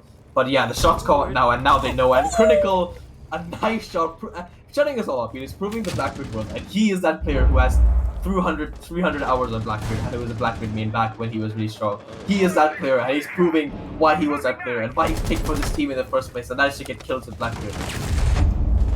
Nice kill coming out from Critical. He's probably gonna get some question marks in chats. Question mark right there too, as Spliz is able to catch that 4 rotate coming out from Hydra. That's your Kaid gone, so he's not gonna be able to Kaid trick any more of these walls if he wants to. Pretty sure he wasn't gonna try and do that. And funnily enough, we do have the Tachanka this round, so the Shmika launchers are going to be put into full effect sooner rather than later, compared to what the Tachanka might have hoped for, because his teammates are dead and Blue Jays are looking to wreak havoc. Continuing to wreak havoc though is Hunter grabbing a kill into King, and then Mez slimming down the man count. Oh my lord, slimming down the man count. Oh my god, Finesse. He grabs a kill finally onto Hunter, and now it's a 3v1 advantage for Blue Jays, as they're gonna get this plant down. Sanj is gonna be the planner for this one, and he's gonna plant behind the couches in penthouse now, but Xerax is gonna be able to catch this rotate perfectly fine, now taking out the smoke of Hunter. There was too many things that went on that round. The Blackbeard pick into the one-tap Blackbeard, into a Tachanka play, into them. I didn't even know they were penthouse. I was too busy molding about Blackbeard. And then, they were already inside of hookah. They were in 90. It just fell apart for Ignite Esports. They called. There was a Blackbeard, and then everyone started molding in chat, and it was. I don't want to even look at Twitch chat right now. I don't want to see what the comments are. I'm gonna look at them right now. Actually, change my mind. Wait. Question mark Blackbeard. Oh my god. But let's have a look. The stream might not have caught up yet, because as you know, there is a stream delay, so make sure that no one stream snipes in mid-game, which makes sense because that is an unfair advantage and is how it should be. But the comments will come up eventually, So let's just go back into this game. Blue Jays go on to match point and take the advantage in this map for the first time onto match point. They have the round advantage, in this map for the first time. And sorry. And then they put themselves in a pretty good spot. The Blackbeard comes out yet again. So in Ignite Esports, they have to be aware of that. And if they play well, it's not really gonna affect it too much. But you all know how Blackbeard players are. If he just goes in that window and just chills there for a bit, he's probably gonna get a pick or two of someone who gets a bit too careless. Yeah, it just seems to be is it the exact same setup they did last time? I cannot tell. Have they changed anything? Attacker's objective is to defuse a bomb. I don't think so. I don't think so. Yeah, it's exactly the same setup they had last time. So the only difference is this time they know there's a Blackbeard, and they're probably gonna be a bit less aggressive, try to hold different angles, maybe just watch more cams. Something's definitely changed. It's just nothing to do with the side setup, basically. See him spray at this big window all the way from Janitor. He's looking to take some long angles here. He does have that 1.5 scope in play. Oh my god. He's going to catch Mez. on that rotate, so anybody just rotating right in front of that window is going to get smoked. That's a little bit unfair, Critical, but I see how he wants to win this game, and so does Hunter as he grabs the first kill onto Cryptic. A 5v4 man advantage coming in for BLUEJAYS as they look to take this match point entirely. Hunter grabs a double kill, going 12-7 now. He wasn't having the best start to this game, and now he's completely going nuclear and going off and popping off for his team so that they can finally win this matchup. And now, Mez and Mr. Chanka. Look at that, Shamika launchers going into full effect. Critical. Question is Critical gonna get 4 kills or he's gonna quit challenging? Oh! Somebody kill Critical, please. No! Let's go! I mean, yes, the Blackbird's dead. I should be happy, but I'm kind of sad because I wanted to see the Blackbird strike we're having. But it did bring it back into a 3v4. But as I said, it's now into a 2v4 as Sanji with the diffuser is going to be in a pretty good position to plant. We're going to wait for his teammates a little bit, see if they can identify any kind of flankers. And there is one, and that is him. Now they're aware of his presence in a 2v3. Zarok drops the hack in the bathroom. And now puts it in a. It puts himself in a pretty good spot to cover the front. Oh my god, Zarok misses a few shots, but Hunter does finally manage to kill Finesse, and it's leading into a 2v1. Hunter and Sanji versus King. Sanji is on such a low HP, but Hunter, he did Hunter things. That's a 4K for him from this round, and that is a nice little shot as well. And this is a GG because BLUEJAYS 7-5, 8-7. They take the 3 points today against Ignite Esports. They weren't as easy as they would like it to have been. I think I said that right. It isn't as easy as they would like it to. Oh my. It's just not it, is it? Basically, Hunter did frag. Okay, Hunter did frag and BLUEJAY won. All right, there you go. Caveman terms. So I'm just gonna ask production real quick if you're gonna have an interview. We're not going to have an interview, it seems, unfortunately, because okay, never mind. We are going to have an interview. It's a little bit shaky. But Colin, hello. How is the new season been treating you so far, man? Sorry. First of all, I get a bit ahead of myself. So first of all, congrats on the win. Congrats on the win today. Thank you. I'm sorry. It's been a horrible day for me. Congrats on the win.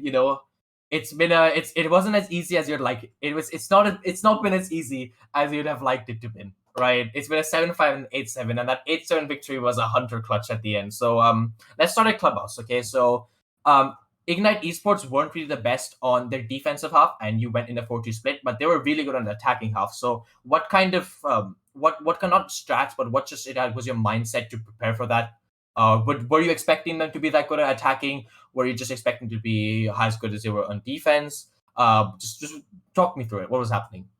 We was totally surprised how much intel they can get of single players, and the team play of the team is so amazing of Ignite.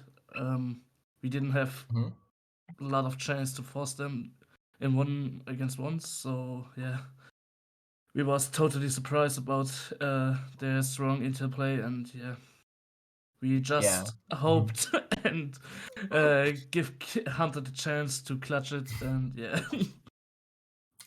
I mean, did he drop 22 kills that game? That is a lot of kills for one player to be dropping, and he proved his worth to the team. And I was wondering, and I'm sure you answered this question on stream before, but for some new players as well as the new caster 1B, what is the reason that you have Hunter on a supportive role when he's one of your best fraggers? He plays a lot of Mira, he plays on the smoke a lot. Is he just the guns? Is he just really cracked at those kind of guns, or does he just prefer those supportive roles? Like, what is the reasoning that you have him on that role?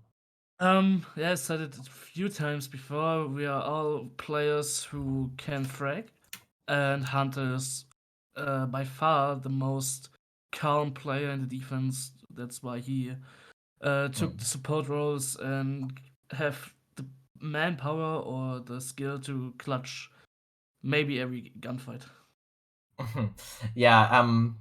I mean, it wasn't really your team, but if you remember in round 3, when Hunter was planting with 0-0-0 on the clock and the Maestro was coming in with Alder Spray, God knows how he managed to survive and kill him with a knife. But I guess that's just Hunter for you, right? And he was just better. He's just better. He's just better. It had nothing to do with the Meister whiffing. He was just better. In Germany, we have a sentence for that.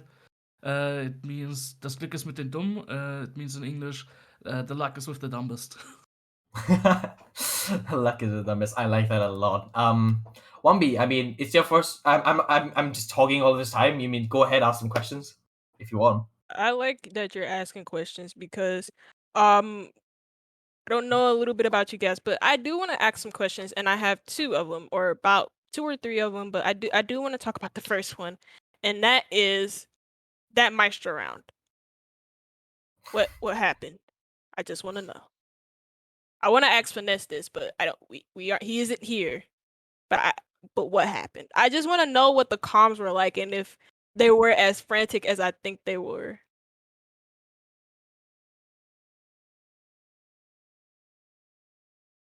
Colin?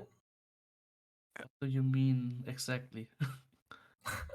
I just want to know how like frantic the calls were on that Finesse round when he was. How did the team react basically to that kind of clutch? Basically, that's what because Vambi's he asking. like whiffed super hard, and I just was there like a big reaction? Like, no way you won this? Was it like, okay, cool, let's move on to the next round? Like, what was like the comms, if you know what it was like? Yeah. First thing was that we thought that I guess Zarek and Hunter won the last 2 alive. Who pushed them and said, this is easy one for us. We pushed them together, and yeah, and then Zarek died. Hunter was in the defuse, and we just said GG. Yeah, in the moment he turned around, knifed him, and we were so, oh my god! He's better. The luck is with the dumbest. Yeah. No, yeah. Another one that I wanted to talk about was that last round. It was the very last round on Clubhouse, and you guys picked. Zarek went with the Kavera, and I just want to know, like, that's another why question. Just like, as to why. Maybe was it to throw off the attackers, or maybe to slow them down, because Kavera, if she catches you off guard, she's able to make a play, and she's able to be impactful, because that's the only reason why Kavera is impactful, is because of her catching you off guard. And I just want to know what the thought process was. And I think it was Zarek who picked her. Yeah. And Zarek picked up. Yeah. But why?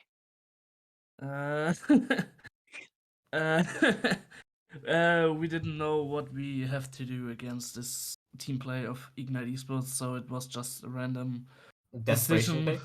Yeah. Just go for it to see what happens. Yeah, a little bit like that. So Yeah, I mean, there's no deeper thoughts behind the pick, but yeah. Yeah.